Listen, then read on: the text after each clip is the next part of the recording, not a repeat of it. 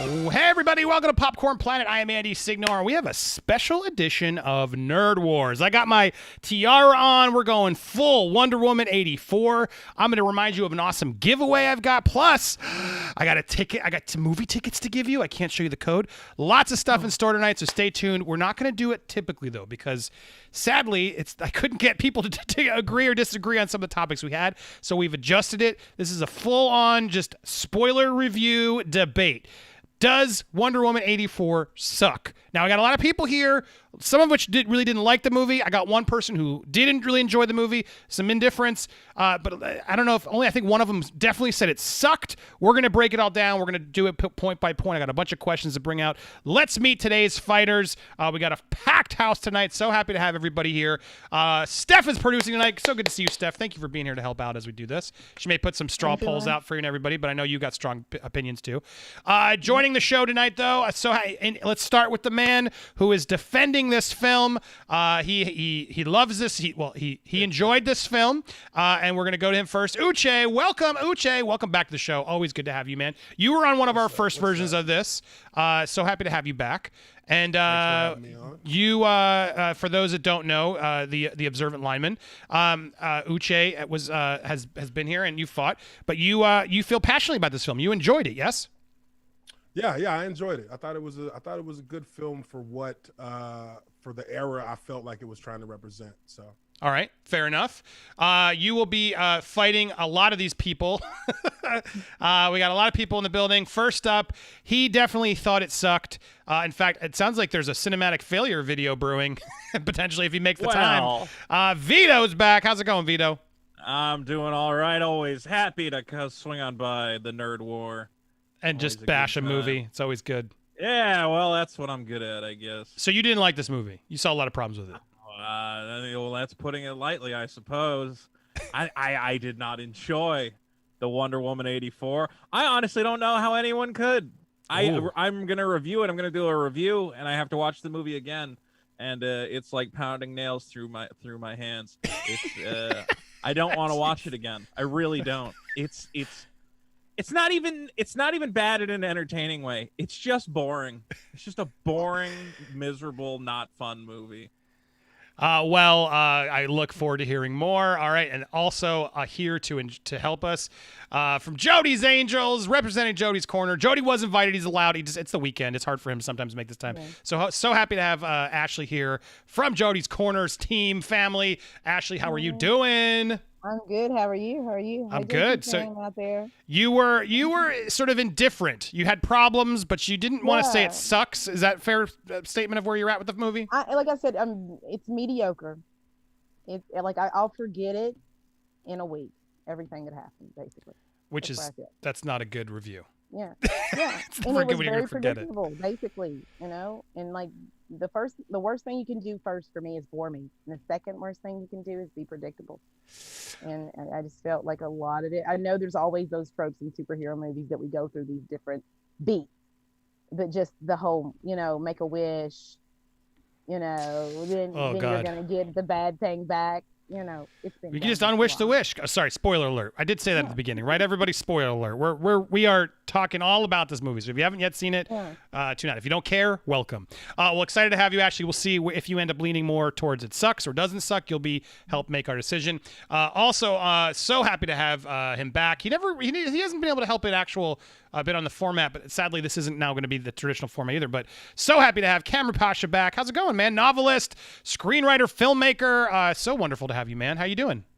I'm delighted to be on. And, and I emailed you a little bit earlier, and I walked out of the film last night. I saw it in a drive-in, disappointed, but I saw some good things. I still see some good things in it, but I'm getting closer to where Vito is. I'm actually, the more I think about it, the more angry I'm getting. That I feel like because I love the first movie and I feel this was a way step backwards. So I'm happy to share my perspective along the process. We got a lot of perspectives here. So excited to have this bigger conversation. So there we are. That's our panel tonight. We got lots. It's gonna get hot and heavy. I trust me that before the stream happened, I could tell there was already a lot of back and forth. All right, so here's where we're gonna start this one because this is a non-traditional nerd war. The timers are out the window because I couldn't get enough of you to sort of disagree. And so let's just we'll put it all out there. We're gonna have a talk, fight. We're gonna fight this out all night. Especially Uche. Thank you in advance for being the sole defender of this movie. I applaud you already before these people come at you madly at this movie. So God bless Uche, you. welcome. I'm ready. Let's do it. So I bravo, want to sit here and talk. bravo to be here. Let's All right, go. so let's start with. I had a bunch of little mini questions that we can get there overall. Like the question of does it suck? The definition of suck to me, it is clickbait. I've done this before in movie fights. You do does it suck because it gets people triggered when you see the title. Yes. But it's also like, you know, it's hard for a movie to suck, right? Like a movie, most movies are like, yeah, that was okay. Like, does this movie though actually suck? Is what I want to get to the root of, because I could see the argument that it does. It makes some choices and doesn't do some things that sort of really disappoint, I think, the canon of the film. The first movie had such a high bar to hit, and I feel like they really did sort of stumble in some areas, or maybe they didn't. So let's go through a few points. I want to start with Diana, because one of my biggest problems with the film was I didn't feel like it was a proper Wonder Woman film. But then as I heard other people, and Uche's I want to go to you first, Uche. You know, it was more of a Wonder Woman from the comics, more golden era version of Wonder Woman, like Superman-esque version of Wonder Woman, which we haven't really gotten before, Like the especially in Donner movies. era. This is like Silver Age DC Comics. So let's start with If you, know what Uche. Silver Age DC Comics is. Yeah, well, I was gonna say let's start with you, Uche, and you tell us. The boring era. Hey, if that's not your cup of tea, then it's not your cup of tea. Right, Well, it was but- be my cup of tea if it was the unless you- 80s, which it ain't. But the if you're, gonna, 70s. if you're gonna tell me that you're gonna make Ugh. a movie that's based in that era, that time, that space in cinema, what did Yeah. you expect? Everybody cried about Man of Steel, pointing that it should have been like a Donner movie. So if they made a Superman 84, I have never in said the that. You Donner don't got to style, make it a Donner movie, and I think you this know. whole So yeah. when you apply it on one end, but then when you get that, complain about it on the other side. What do you But want? then I can just go What do you watch an really want? 80s movie. What Don't do you just want? recreate. Then you should have lowered your expectations. Correct? They were low going in, and they sunk down to the depth of that well. You shouldn't be so upset about this. I'm not upset. I'm just bored. I'm just sitting there like, my God, what a I boring. mean, this Not is what even this, campy All right. fun. If it was a campy, what fun wasn't campy 80s about movie. it? I mean, it was a long. There was a nothing lot of the campy. The movie storylines. There was a lot. barely Well, hold about on. the There was 80s. a lot of camping. Now, all right, I'm going to keep you guys. You're going to get this. All But right. Uche, let's start with Uche. Uche, why was this a proper Wonder Woman film? What are we missing here? Would help, I think, start us out. Well, honestly, I feel like you got to understand a lot of Wonder Woman's lore, and that goes back to knowing about different stories in her timeline in DC Comics, which William Moulton Marston, when he created Wonder Woman, was behind the premise of creating a female figure that affected people through love, through empathy, and still have that physical prowess and presence that can command respect in that way as well. And a lot of her earlier stories, before you got into a lot of what was it? Damn it, I'm blanking on it. Something Truth, and then the Challenge of the Gods. Before you got into those storylines where Wonder Woman started becoming more violent, a lot of her stories were more in that campy kind of tone. There wasn't a lot of Wonder Woman punching people through buildings, jumping through windows, throwing tanks into walls. It was a lot of her dealing in more close one-on-one encounters with people. And the stories were more relatable to the time, to what they were going through in that time. And I thought that they hit some of those beats in the movie well. I thought that they played up to that 80s greed, excess. That is what Pedro Pascal embodied in Maxwell Lord's character, was that essence of 80s greed and excess, and the drive for more. These are things that people who've watched films in those different eras, you can relate to those kind of beats that they hit with those. And also, if you know the character, then you can see that that entire side of the action, that entire side of the drama, is all based in a lot of the core principles that Wonder Woman was created by. So if you're looking for something that has some loyalty to the actual canon as it is known for over almost 90 years, then it kind of hit the beats the way it should have for a film of that era that put itself in that space of time. Okay, so Vito, we'll go to you because I know you have a passionate opinion that it sucks. What do you do? What against Uche do you want to say about that? Well, I mean, I don't know the entire comic history of Wonder Woman's character. She's a character that has existed in various forms. I mean, a lot of people know her from the TV show, which was Those are a all whole. posts. Those are Would you? Those are Sorry. posters. no, I I'm think saying, probably. I'm saying Okay. post William Marsden.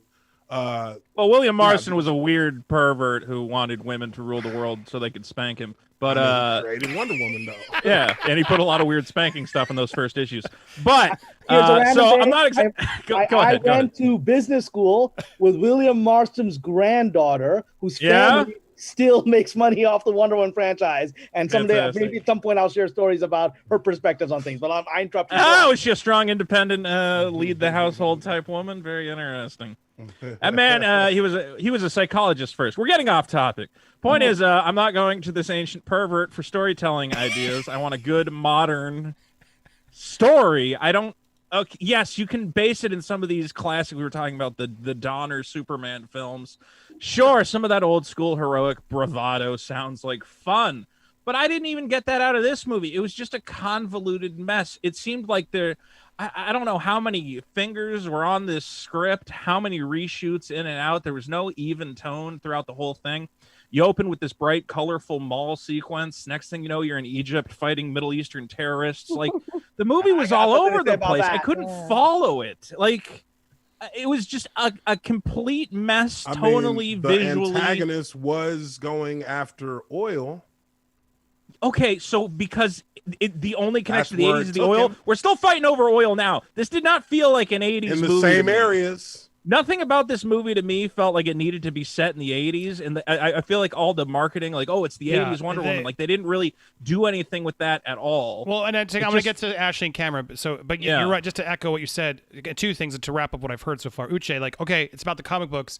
I haven't read those comic books. I got to watch it as a movie. And as a movie, I didn't connect any of those things because I don't know that. And to me, that's a failure of the movie, right? Of like, okay, well, we only made this movie for comic fans. And to me, like, that's a problem. The tone is similar to that of that era of comic books. I mean, respect to people who love that tone. In movies like Donner, Superman movies. But go ahead, Ashley. I'm going to let you go. You But asked me exactly before we even started, you said, "Do you know what the basic principles of Wonder Woman?" And basically, you said a lot, and I said hope and love, right? So the fact that going into it, when I think about the first film, however, it was a little bit heavier in tone, but you still got those same principles from who Diana was and who Wonder Woman is. And then we go into the second film, and like I said, it's a lot of fluff. It's very cute in nature. It's a different tone of a film. So when you think about Wonder Woman as a series of films, I feel that this film does not connect to the first. I'm thinking it's a completely different tone of a film, a totally different woman altogether, which I understand people evolve and grow. But I feel like some of the basic things that made her great in the first film should have reared their ugly head in this film, because we don't see that at all. Like what? Like I don't see that. I don't get that. Like what? Like what? What didn't we see from her that we wanted to see? Like I said, she even just the basic fighting style. You know, and that's a lot of the direction. She wasn't using a sword, and it wasn't even that. It was even of injuring and maiming. When she was fighting, walking through no man's land, she did not have a sword, and she did not have these things either. But she had her bracelets, power, and she had her bracelets in this movie too. She used them in this movie. Okay, so what are we talking about? She used the lasso more to catch bullets. Lasso work. She used the lasso. When we get into the fighting style, I'm trying to explain to you the fighting style in this movie was very much like, oh, I'm pretty, I'm a ballerina, let's do some tricks and some kicks and our legs in the air, right? The choreography, she was great. The choreography, the fight sequence were great. But to me, when I look at the fighting stuff in this movie, it gives me very Birds of Prey-esque top fighting, except for the choreography and the execution is better. But I'm tired of always seeing, oh, I'm a pretty woman, let me kick my leg in the air and let me do this ballerina fighting. I didn't see that. I didn't see that. The way that I looked at it as I watched the movie was, it was clear to me that she's not trying to hurt people like she was trying to hurt people in the previous film. She And was you can- trying to and you can more. fight They're trying to she was trying to subdue rather than look like a ballerina. Can I ask trying a to quick subdue question about the rather than action? obliterate. Hold on, Okay, Vito, and she this is looked like a because I want to get to ballerina. Cameron. I want to make sure everyone gets a chance to talk, and I will add All to right. the fact that there was definitely moments of her saving people, which was nice to see in one of these movies for once, because they don't actually usually try and do that. So I do want to mention I noticed that she saves the kids. Like they do, she went out of her way to save people. I think more than we've seen a hero do in any, especially a DC That was movie. obnoxious. But- it was so. But too whether much. whether it worked or not is a Okay, good but question. then if she's Too killing people, much. then we're saying if It's it's too- you Batman, can't we're win. like, oh, Batman doesn't kill. How many can't times win. does she got to save a kid in a movie before I get it? She's But the good guy. I don't know. disagree with you, I Vito. know. It was Man, some of the Wonder ways, Woman doesn't some of the bother ways me. they That's saved the Wonder kids was Woman. almost too much. All right, but hold on, let's let Cameron speak. So Cameron, now it's your turn. Share some of your thoughts on what we heard, and then guys, just to echo, I just put the link out. If you want to get involved in this conversation on air, the links are in the pinned comment. Support through Streamlabs or Super Chats, and I will make sure I get to them when there's a break in the conversation. Cameron, your turn though. Go. All right. So I love the first movie. I saw it multiple times. I actually defended it on BBC because a lot of people in my community, as some people know, I'm a Muslim. I'm a practicing Muslim. A lot of people in my community were upset that Gal Gadot, someone who served in the IDF, was going to be this heroine. I defended her. I defended the movie on BBC. I'm very passionate about that first film. I love the opening sequence of this movie with the little Diana. I thought it was great. I was pulled in, and then when we went to the mall, I'm like, that's a little bit of a letdown. It was a very cheesy mall, and but then we had this hour and a half of no Wonder Woman. It's just Diana and Kristen Wiig and all this stuff, and then suddenly Steve shows up, and it's this quantum leap Steve, where it's not really Steve, but he's inside somebody else's body. So an hour and a half goes on. But I'm going to tell you, because I know there's a lot of as a screenwriter, my biggest issue with the script is I love that first script. I love the script at first. I thought it was well done. The biggest issue here in this script, in my opinion, just from my profession, it is filled with exposition. It is lots of tell, don't show. Like that scene where they're taken off. I mean, aside from the logic issues of how they're able to get inside this jet on a military base and steal it, whatever, fine. They did it because she's Wonder Woman. We didn't see it, but she did it. And then she's explaining as they're taking off, I've been playing with invisibility, and I did a cup that we never saw her play with invisibility. And when suddenly she's like, made the whole jet invisible. If that called a payoff without a setup. That this movie is filled with these payoffs without setups. It's just it's all done through spiels.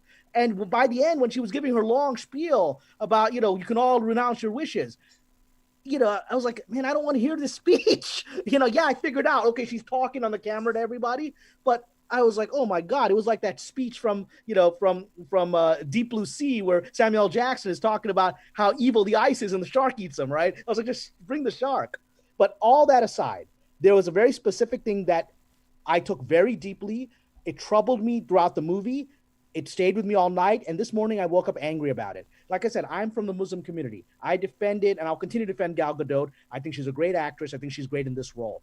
And I don't care that she's Israeli or worked in the IDF, and none of my business, right? But what I loved about that first movie is, with all that criticism that they got, there was a Muslim Arab character, an actor who I've worked with, Saeed Taghmaoui, played one of her sidekicks, in that little squad, right? Mm-hmm. He talked about the racism he felt in France. I was like, wow, this is a great movie. That's like, even this Arab guy is talking about his struggles. You got a Native American guy, got all this, right? And then in this movie, all the Muslim guys are villains, and they're throughout. I mean, and when you're saying it's 1980s and it's oil, 1980s, they had their Muslim terrorists taking over airplanes movies, but they also had Rambo 3 where the Mujahideen are his friends, right? And in this one, you've got Muslim bad guys shooting up everything, and then you've got evil, sleazy oil emirs, and then you've got some random Taliban guy, a Mujahideen guy sitting in a cave wishing for a nuclear bomb. I mean, but there's a scene that vast majority of you did not notice. It sounds pretty 80s to me.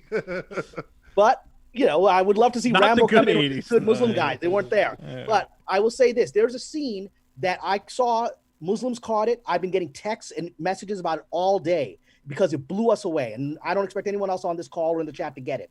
Remember during that whole fight sequence in the desert, whatever, with the cars and all that? So when Steve gets in and it sort of knocks out that dude and takes over the car, the guy's got like a little dangly thing, right? A little medallion like people have on cars. That's the name of God in Islam, Allah, right? Muslims put that on as an act of devotion, like people put crosses on their cars as an act of protection. And Steve just swats that aside and throws it out contemptuously. What? Yeah, it's there. Oh, Every no. Muslim saw it. Nobody else saw it. Oh, We all saw no. it. And we're like, boom. We're like, what?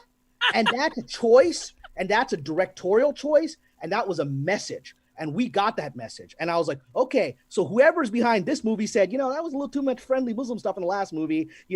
Whoever's behind this said, we got to make a message. And that was a message. And it hurt me very deeply and shocked me. I've been getting messages about it left, right. And when you go to my Twitter feed, you will see people replying to my Twitter feed going, I saw that. I could not believe they did that, because that was an insult. It's literally blasphemy, and it was done on purpose. And I could not believe when I saw that. Well, no, I believe I didn't notice because I don't know what it is. But nobody else should know. How do you know it was on purpose? So I guess is what I'm trying to. How do you know it wasn't just like, hey, throw that thing the off? set designer has put the name of God there.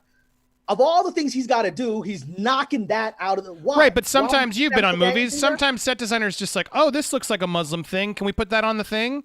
They may not even know what the translation was. When you put it in the context of you just have Muslim baddies, right? You put it in the context of I just want to be careful of saying they purposely made a hate crime, is all I'm trying to say. Because I've worked in Hollywood 20 years, man. I've seen people purposefully put in shows I've worked on. I've had to say, don't do that, and they do that anyway. Well, I mean, it shows it's stupid. They made a prop and then didn't understand the significance and importance of the prop and then throw it away. I agree. Well, that was just that was a mistake, regardless of intent or not. Of like, hello, know what your props are.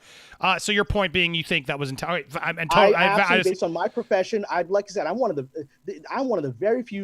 I pray. I'm a Muslim. I fast, and I've survived Hollywood in a real way, not just doing random indie films. I've worked in this profession and done some very interesting stuff. And I faced this kind of bigotry, so I saw it. I said, this was done on purpose. I pray to God it wasn't Patty Jenkins, but someone in the system said, these characters got to be in there. We got to make sure this happens, and we got to send a message. And I felt the message. Well, noted. I mean, the other. And then what? Does he rip it down, or does he move it out of the way? Yeah.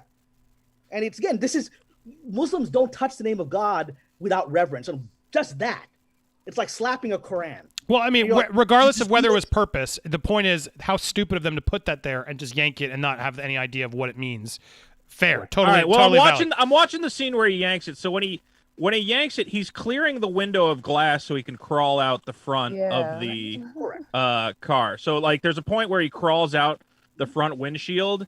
And he's swiping the glass out of the way, and in the while doing that, he swipes this little trinket or medallion, whatever you want to call it. It wasn't. I would say that it's so many bad. It looks bad. I don't know if it's going to be hard to convince people. Obviously, you're convinced, but it's one of those things. You and other people, I'm sure, are. But other people, I'm sure, could look at this and say, well, it was part of the action. Stupid of them to put an important prop there. There were Arab dudes in the scene. Someone could have said, hey, man, I don't know about this. Yeah, it's a really bad idea, and they should try to digitally remove it. I actually already... it looks like there's actually a continuity error where they forget to put it in a couple scenes anyway. So it probably was I don't fake. know how important that was. If it was CGI added and done, then it's even worse. But that, all right, noted, noted. That's very specific, but totally. I laid out my broader screenwriting issues, which I'm happy to discuss. But those are setting aside my personal emotional reaction to all that stuff. That's personal and that's subjective. The screenwriting stuff to me is I would talk to any screenwriter and say, you give me this draft, man, you got to go fix this stuff. Well, so I'm going to go back around now. So we'll get everyone back in. But so Uche, the biggest thing that I relate to him is the sort of the fake reveals. Like I wholeheartedly agree that the jet thing was completely like, oh, well, we got to have an invisible jet. Oh, well, I learned in Themyscira that I can make things invisible. What? Oh, great. Like that was terrible fan service for me. Of like, that wasn't like, oh, cool, they worked the invisible jet in. It was like, it was pretty cheesy. How do we do it? It was cheesy. So that's why, from someone as a fan, can you at least acknowledge that one? Like, and there were a couple other moments like that. Or did you give it a pass? There were a few moments where it was just like, okay, they just came up with that, but it didn't bother me. Like I went along, I just kind of went with it. The film flowed that way, so I have no problem with it. That to me makes it less of a trying to decipher for yourself what's going to happen next and just go with what the movie is presenting.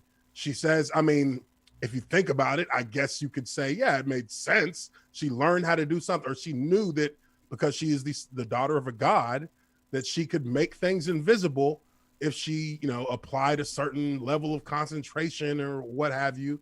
And she tried it, and we got the invisible jet. Well, we got the invisible jet now. So what's the problem?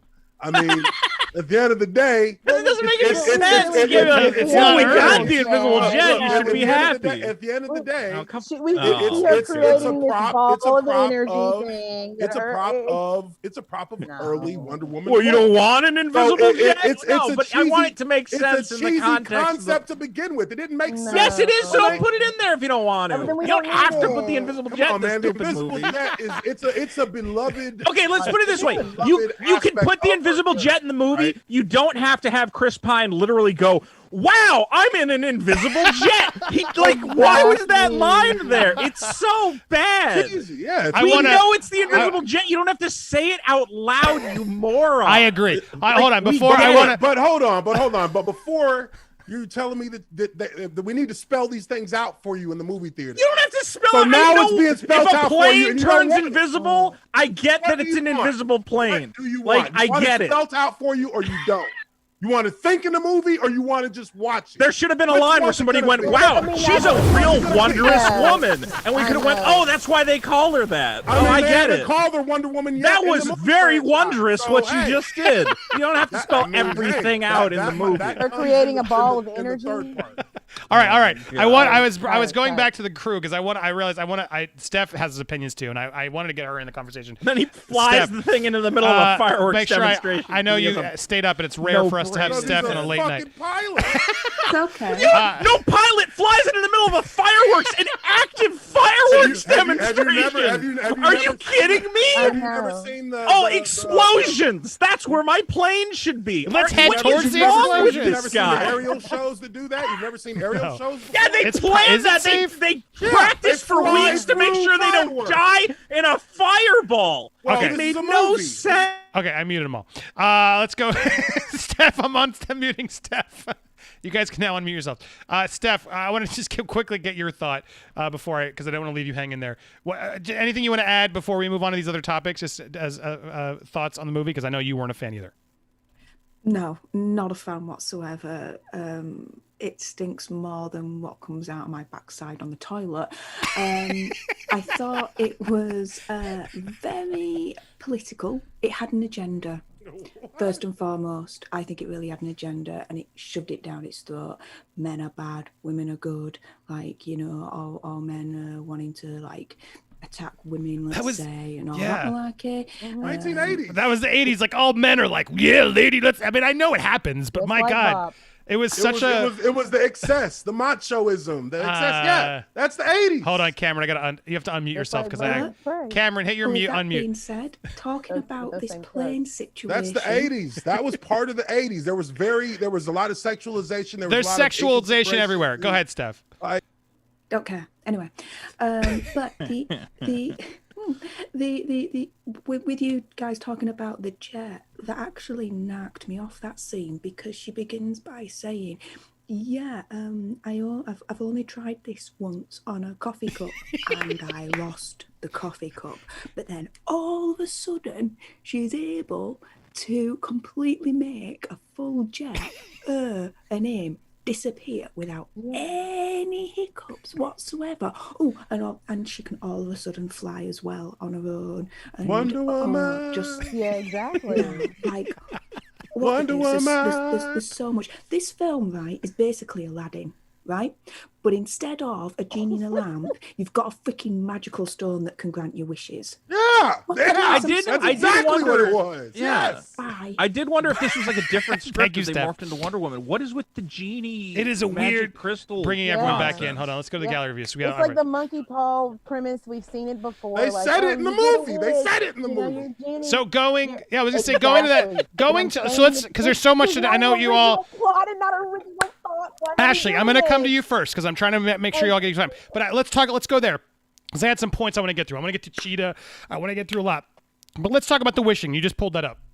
Now, just to start the conversation, I'm coming to you first, actually. Yeah. The wishing. Okay, so let's give the movie a prop. Does anyone disagree with me that Pedro Pascal and Max Lord was actually an interesting and well acted part of this movie? Do we? Yes. Does anyone? I Cameron's going- disagree with you. I love Pedro Pascal as an actor, and I think he was asked to play it over the top here, and he did, and I think his character became increasingly ridiculous over time and pulled me away from it. Whereas I thought Kristen Wiig was a very interesting character that I wanted to see more of. Wow. Well, I disagree. I also thought Pedro Pascal was miscast here. That they wanted some sort of televangelist, you know, crazy Eddie type salesman guy, and he did not nail that at all. See, I guess just weird. I fell for just the father plot. The father plot for me like was sort of the only effective arc that they gave someone. That's who he really was. That's Right. who he was. He was a father that had failed at everything he was trying to do in his life. Right, and then when the son was like trying wishes to for force his way goodness, to like it's sort of. I success. wish they would have used the son. They should have used the son wishing for goodness as a way to sort of actually justify. There was just a lot of missed opportunities, I think. But anyway, regardless of that, I thought his his rise to want to be famous and use that was interesting. Like even the wishing was an interesting lead. But did it make sense to you? No, that's what I was gonna get. None of it. This is Pedro's movie. I'm sorry. Yeah, so Ashley and I were in agreement, but beyond, so we don't all agree. But Ashley and I are. But I was gonna say, getting to that point of just, and then I'll go to you, Ashley. But it's like the wishing part was an interesting start, and then I feel like they wrote themselves into a problem where it's like, well, shit, now what? Because there's so many. Why didn't a single person wish for world peace? Like there were just a million things that the wishing plot sort of could have been. Does the president have an easel in his office about a magic satellite that sends particles that qualify as touching people for the purpose of a magic that requires? That's what we try to do. So the particles are touching them. That's like I'm touching them, right? And the president goes, yeah. That's how it works. What the hell was that? Death Star. Uche's defense. Why did he just have that in his office anyway? Ronald Reagan tried to create a Death Star. Oh, did Ronald Reagan also try to make a satellite that touches everyone in the world at once? Was that on Reagan's agenda? That was real life. Again, that's the problem with bad screenwriting. Yes. That stuff would be right there without any setup. All right. That can magically touch All right. everybody. I hate that I got to be mute, but I can't hear you if you guys all don't talk. Unmuting you all. Now unmute yourself. But I got to do that once in a while. But Cameron is right. It's a bad screenwriting. And Uche, but your excuse for everything is it's the 80s. It's literally what you've said on every point. It's like, who is actually going to go into a meeting, the president, and you have all these people here, and you're telling me that you're going to leak top secret information just there? Come on, man. What do y'all want? That's what I can't understand. I want a movie I can follow. Yes. You don't want a movie about a magic wishing crystal where the guy wishes to become the wishing crystal. What the hell? Yeah, why not? Hold on. Wait. All right, Uche and Vito. I'm going to bring you both on screen, but he's made it as a point. Why would you wish for the wishing crystal? Just wish for more wishes, right? Wish for what you want. Yeah. You wanted to be a rich oil baron. Just wish for it, and you got it. Well, here's what's Why did he? And Cameron, I'm going to come to you next, and Ashley, I want to hear you. But hold on, because from a screenwriting standpoint, and back my, let's put everyone on screen. From a screenwriting standpoint, the rules to the wishes makes no sense. And then for them to write themselves out by saying, well, just unwish your wish. It's like, where did the stakes go? Like it's like, well, shit. And you can unwish it at any point for any reason. And it goes away. Like what? That made no sense whatsoever. The dilemma and asked for the woman to drop dead. She's the dilemma in the wishes. It's like, I was a zombie. The dilemma in the wishes for the main character were obvious. I thought. I mean, she had the love of her life back, and in order to keep him, she had to give up her power. She had to give up her ability to help other people in order to keep who she loves. So if she has to make a decision, ultimately everything around that is just static noise. It's obviously the whole movie is not static noise. The entire movie was based on this ridiculous premise. Am I going to get to finish what I'm saying? All right. Brother, all you're doing is finishing what you're saying. No.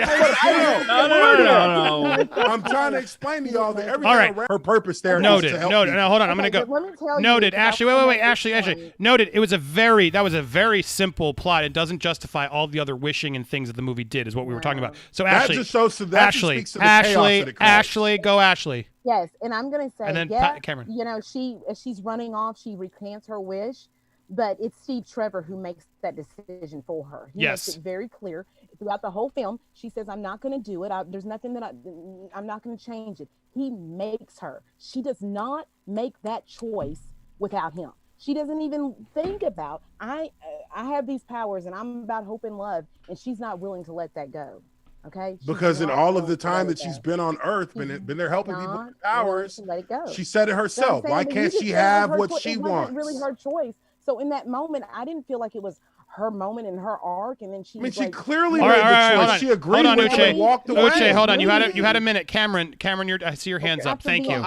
So if I may, I just want to bring in that choice by herself. I'm sorry. And to That's not echo fair at Ashley, all. and thank you, Ashley, because Ashley's right. I think Ashley makes a very good point that I want to get to too. Is I don't think this is Diana Prince's movie, right? Steve Trevor makes so many choices and pushes her to make some of those choices where you're like, why did really she can't for Even 70 years now she can't make a decision because I've been in love with Steve and now Steve's back, so I finally That's her do the right weakness. things. It is a weak script part. But Cameron, I'm going to go to you. That's her Silly- weakness. All right, it's a man, silly if I may movie speak, about a if I may woman. speak, my friends. Cameron's time. If Go I may ahead. speak, my friends, okay.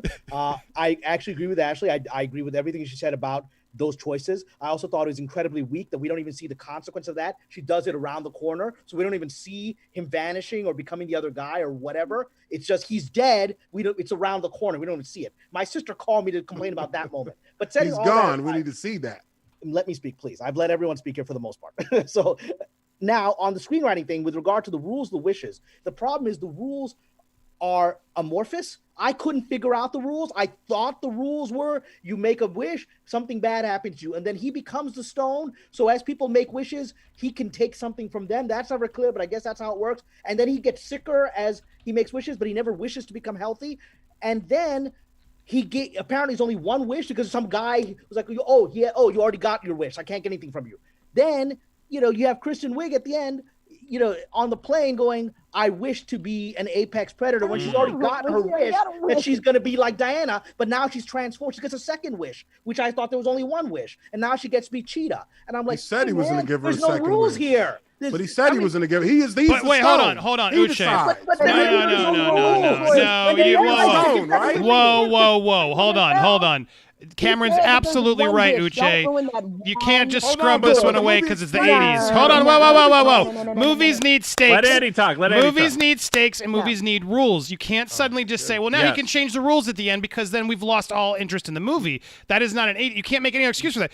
Now, I will say there was a point where he's like, I'm feeling generous. Like maybe Exactly. maybe Boom, there you go. he got someone That else to doesn't do make the it- wish for her. He for said, her, I'm like, feeling generous. So I didn't- we didn't- there was a cut. Then why did he There give was an a extra cut. wish to Porch Guy? Oh my Then God. why did he have that long That's conversation? like with his asking son? God why he made did he him have that famous. conversation with Why his he They didn't make they him did. famous. I do remember because I'm gonna make that point right now and real clear. He made it very clear when he was speaking with his son. Don't waste your one wish, right? Yes. And then when his son actually touched him and he wished for his dad to have all that goodness in his face, you could see, oh no, my son messed up. That's his one wish. And then he couldn't even wish for good health. And then we get to this point where it's okay, good for the plot. Now you want to be Cheetah? Okay, now you get another wish. Did not follow its own basic rules. Okay. They Can I tried. say something They about tried. this? Hold on. Yeah, Can I- Uche. can I I want to say get. something I want about to. that? You've said a lot. I want to get everyone to say, and I want to make sure I got a Alright. couple of these comments Well, too. I mean, the hold on. comments Hold that on. are being Hold made on. are not even like. Hold on, They don't hold even on. hold up in the movie. Hold on. They explain why they Hold did on. that stuff. Hold on. I want to. Comic Chat donated. Thank you, Comic Chat. I want to make sure this movie really sucked. Disappointing. Thank you, Comic Chat. Ezekiel Torres also, movie lacked awe, excitement. She became Spider-Man with lasso and saving people. Hero would make wish to beat villain and sacrifice their superpowers. Agreed, Ezekiel. The lassoing, I want to get to that because I had a massive problem with that too. Matt Deckard, thank you, Matt. I work in film too, set dresser. If someone put that on the mirror, the director knew what it was. So Matt is backing up Cameron's thought of like, well, what is that? He's making the point. The director would have, what does that mean? Why is it there? So clearly someone should have known, and they disrespected it, even knowing it was there. And Antiel Dadiz, speaking of the invisible plane, she says, "I know how to fix them, shooting us out of the sky. I'll make us invisible." That's not how radar works. This whole movie had me saying, "What is going on?" every 5 minutes. Facts. Just because you don't have an invisible plane, right? Exactly, you're right. You'd still have radar, right? But it's magic. So the script was sort of trying to. Boo! Don't worry, we said it, so it works. It really does feel like someone was trying. I don't know what's going on. It was Jeff Johns and Patty, I don't know what happened there. It makes a question I want to get at is: should we be worried? Should Patty Jenkins be worried? Should Gal be worried? I want to get to a lot of these topics, so let's not just keep over talking everybody. Let's talk about the lasso quickly, and I want to get to Cheetah, and then we'll talk about that in a point. Did the lasso, Uche? I guess we'll have to go to you because before we go to Uche. Did anyone else like all the lassoing, the overuse of the lasso? Because I thought in previous movies, they sort of did a good job of just doing it in limited doses. when we saw it actually only be used as extreme as Patty chose to use this one, it became very silly in Spider-Man to me. Like the scene where she's grabbing clouds and lightning bolts, I couldn't connect to that at all. I'm like, what? Like, why? Like, I don't care if it's Donner era, 80s era. Can actually create lightning. But we've seen she didn't do that though in the movie. She instead literally just swings around like Spider-Man and like, I'm gonna go and then I'm gonna learn how to fly from a man. The man's gonna show me because it's easy, Diane. For 70 years I've never been able to fly, but I can float now because Steve told me it's easy. She wasn't able to fly early in her Here's what I like. I like for a man, right? Yeah. Hence the invisible Her jet. wish was for a man. Cheetah was protecting a man. It's so freaking pathetic. It was it sounds like a lot of outrage over social. I'm just justice. No, it's the opposite. But Uche, it's the opposite to me. It was so much. Where are y'all seeing these social justice messages in this movie? I mean, hold on. Hold on. I want to answer that. The first movie did Hold on, Ashley. Wait. The first movie did such a good job of making it a empowering female movie without bashing your face in it. She was just a strong character in the lead, and Chris Pine was the secondary character and followed her lead. And they didn't make a point about hitting it over your face. That's why I really liked the film, because it was like, wow, they made choices here that movies usually don't. We got to follow. In this movie, I feel like it went 10 steps backwards, which was just such a surprise to me, because they made choices that made her less empowering, and I noticed it. Because I'm like, wait a second. What? She's not as strong. She doesn't, dude. She literally knows that she just wished a dead person back. She knows this. She's confused, and she knows that this power is out there. What caused it? Oh, let's go give him an 80s montage. Let's go give him some wardrobe. Let's go show all these 80s spots. Like what? Her whole mission went out the window because Steve's back. That made her look weak. So that made her look weak. She wished Steve back in her first encounter with The Rock. Her next encounter with The Rock was with Steve next to her. Right. So how does she know goes to exactly that party. What's She goes to that party itself? to find Max Lord, and then she finds Steve, and she then sleeps with him. Goes to a museum, does a whole wardrobe montage. Dude, actually what caused this. Dude, she's Wonder Woman. She should have known. You shouldn't be here. What's going on? Yeah, she's hello. She's been whoa. She's been dealing with Bruce Wayne. She's supposed to be as good as him in the other movies and BVS, and now. Yes, I am. I absolutely am. Why are you not? Why are you not? Movie. You know what her first encounter with Batman was? What is her profession? You know when her What is her exactly? What is her profession? What does she do for a living? Come on, man. What are y'all? Y'all are running around in circles. You are giving excuses. You are fanboying excuses, Uche. These are movie.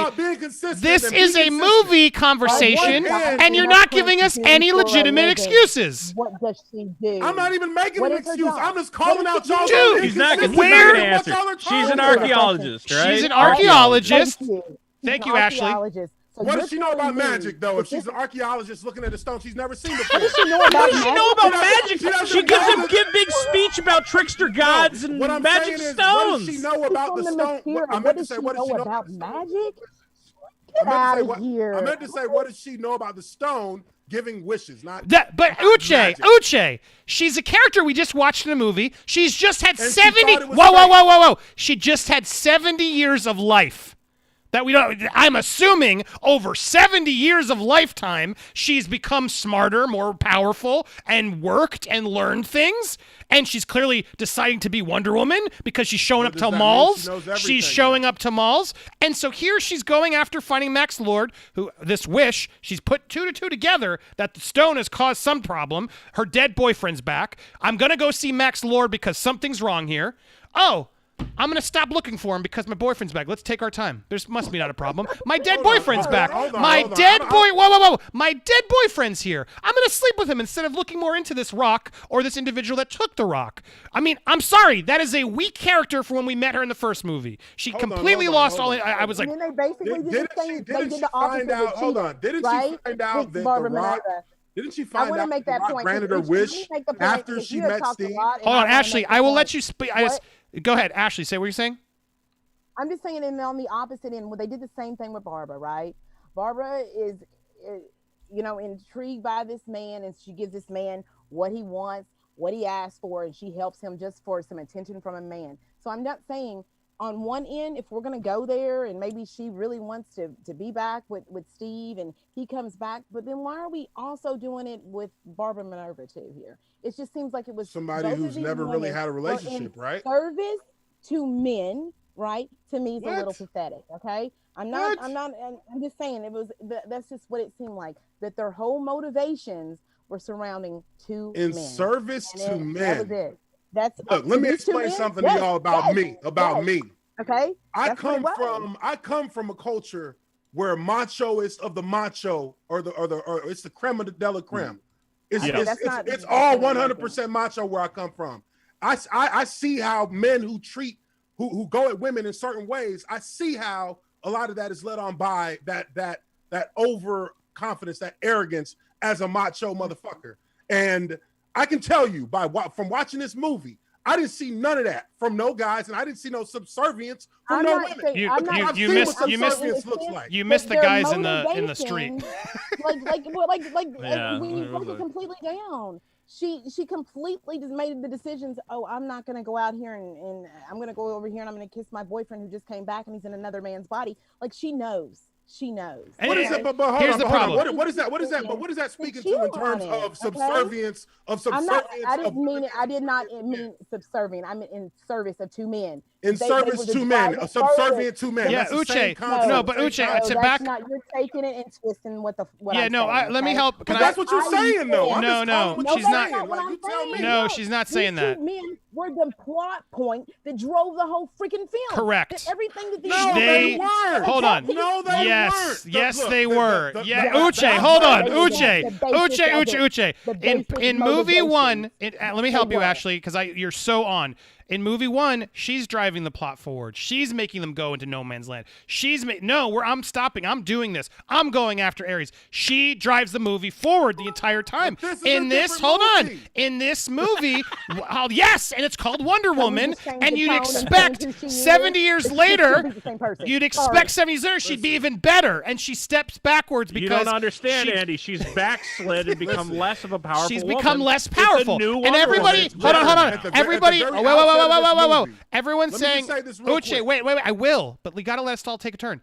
And everyone's saying, oh yeah, but Batman's not here yet. She does what Batman does before she met Batman. Let's not forget. She was becoming her own Batman. And so you're telling me in the whatever it is, 15, 20 years where she finally becomes Batman and then she's smart? You're telling me 70 years have passed and Wonder Woman, this empowering, amazing character we've met in 1917, is going to let Steve tell her what to do and not go after Max, and then she's an idiot in this movie. Let's be honest. Her character is an idiot in this movie. At the very outset of this movie, the moral and the premise behind this movie was set.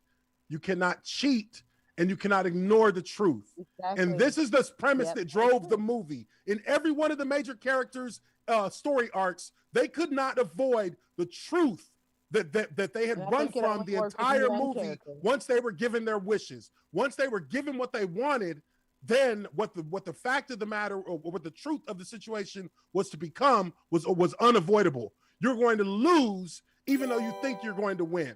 And if you think that you can keep something that you've lost without losing a part of yourself in return, well, we saw what happened with Max Lord. He literally began to deteriorate and rot before our very eyes. We saw what happened with Kristen Wiig. She became a primal, instinctual animal. She wanted to be at the top of the food chain, but now she's losing her own soul. The soul that she had, that Diana was actually attracted to at the beginning half of the movie. Diana, who's been living in solitude her whole life, chooses to be greedy, chooses to be selfish for the first time and take something for herself and not feel remorseful about it until she realized that everything that she had a right to before that wish was was taken away from her. And she had to make a decision and face the truth. No, it was her power. No, she had to face the truth that Steve Trevor was gone and dead. Let's hear from other people. Now that we got it, I want to hear from, because I want to hear from Come on, are you listening? We are you listening to anything I'm saying? Too. I don't want to each of these main characters. Let nobody else talk. Yeah. I'm not. So honestly, I'm not. Wait, I got to say something here. I'm not enjoying this experience because I feel there's a lot of domination of conversation here by one voice, and I'm actually not enjoying this. Every time somebody says they want to talk, I sit brother, here you don't and let I'm anybody quiet. No, tried. Uche, You don't it's got a not. word out. Uche, it's not your. I interrupt people. It's not fair to us. He's not fair to Uche, us. you It's not interrupt you- every I think single you just- time. And I know you think think everybody's because it's a gotta get a 1-on-5 and he chance. feels like he's got to respond. But Uche, we got to let the but- other but- people but- talk. So It's Cameron. becoming You gotta 5-on-1. make- It's you gotta one make gentleman a point. talking and 4 other people going. Come So on, man. so We've already Uche. liked My the bad. movie. All right, go ahead. We're not go able ahead. to speak. No disrespect to anybody on here. So I'm Uche, I just know you're saying, defending I'm the trying movie. to- We're trying. I'm trying to speak to But I'm everybody's saying- points that they're trying to make. I know, to but me. everybody can't speak to I mean, everybody's you don't points let us because make we're But I trying. can't get my You but I interrupt in the can't middle of finish my that. point.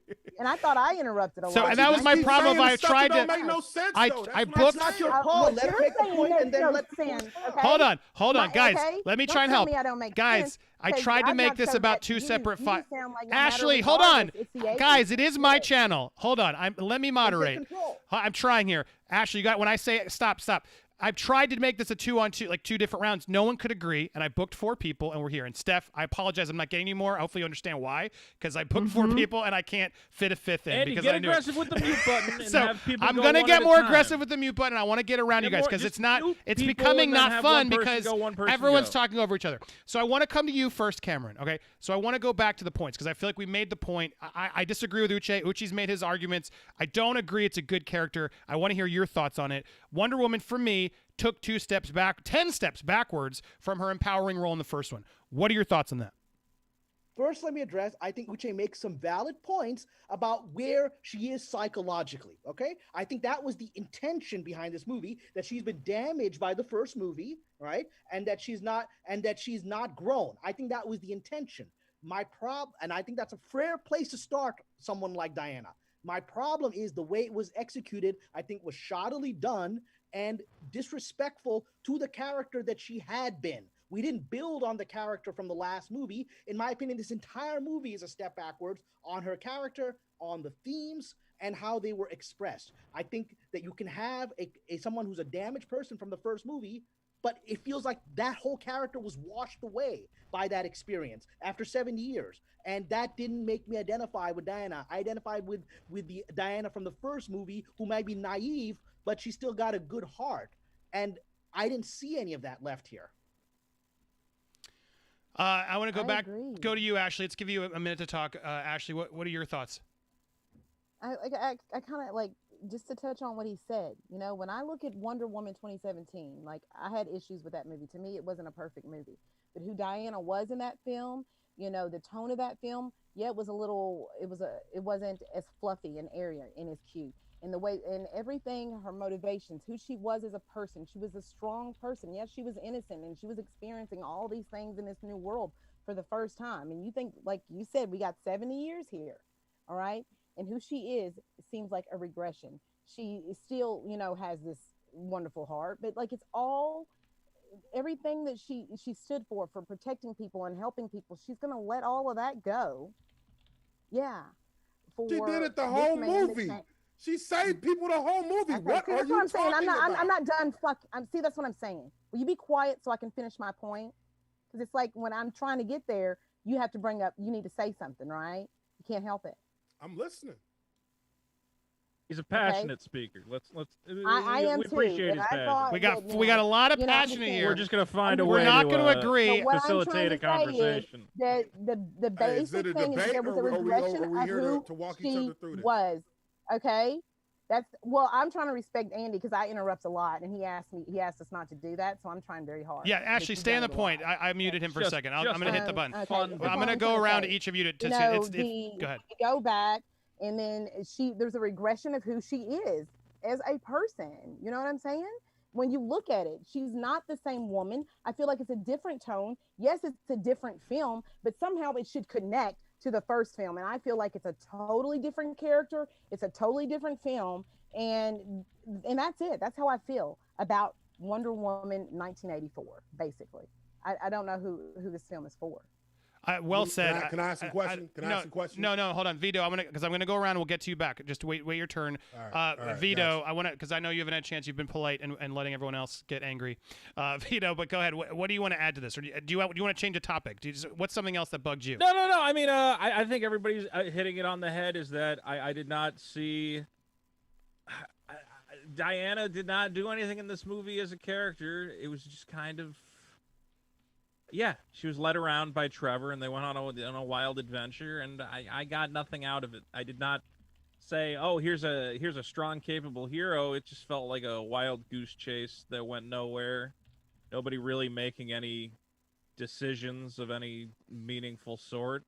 Just like, yeah, we got to find this guy with this stone, and I mean, remember they go to Cairo just to talk to the guy. There's not even like a raise the stakes, like, oh my God, we have to stop him because of whatever. They don't even know what's going on with the stone when they first find him. They just know he has it. So I don't know. It was just a mess. It was just a mess. I know this was a million years ago, but when you have a magical artifact that grants wishes, like, yes, that's a very interesting prop. You need to define the rules for it. Like, those plot devices are interesting when the audience knows the rules of how it works. So then when we see, characters being like, oh, I figured out this thing about how it works, or, oh, what if I take back a wish? We go, okay, that's interesting. But when the rules keep changing and whatever, that there's nothing there. It's boring. When it goes, oh yeah, I can give you a second wish, I guess, for no reason. Yeah, I don't know. I'm just not invested in it at that point. Let's try. I don't care. I want to get to Cheetah. I want to get to Cheetah, but I want to ask. Let's do a positive spin around on the bend. What was the best scene? Was there a best scene that sort of helped? Because we've said a lot of negatives. When she lassos a missile to go really fast. Oh, sorry, that was not the best scene. That was being sarcastic. I mean, it wasn't a missile, it was a jetliner. Uche, back to you. What was the best Were scene you as a watching lover? He's making a joke, I assumed. Uche, what was your best scene? It's my turn? Yeah, your turn. Right. What was the best scene? yeah, it's your turn. Well, I had multiple scenes that I quite enjoyed, if I'm being honest. The first 10 minutes, the first opening scene, I thought was pretty memorable. I thought that was an excellent scene. You know what? And not to interrupt, but I want to echo your thank you for bringing it up, because that first scene with her as a little girl was fantastic. The Olympics, it was wonderful. Keep going. Yeah. Was there? So you're right. I'm with you on that. What else? Also, I felt like the White House scene was a great scene. I felt like the scene where she actually began to fly in the Silver Age style of flying. For those who've read comic books, they know what I'm talking about there. Where she rides the wave stream or rides the wind streams and actually propels herself by gliding, so in a sort of way. Yeah. I thought that was great. I thought that the very end, when she was able to lasso Max Lord's ankle with the lasso of truth and use one of her tools as Wonder Woman to actually make the breakthrough in the film and to show people that the truth is unavoidable. I thought that was a great scene. I thought the message and the tone behind those parts of the movie made it an enjoyable movie. Is it a great movie without any holes? Absolutely not.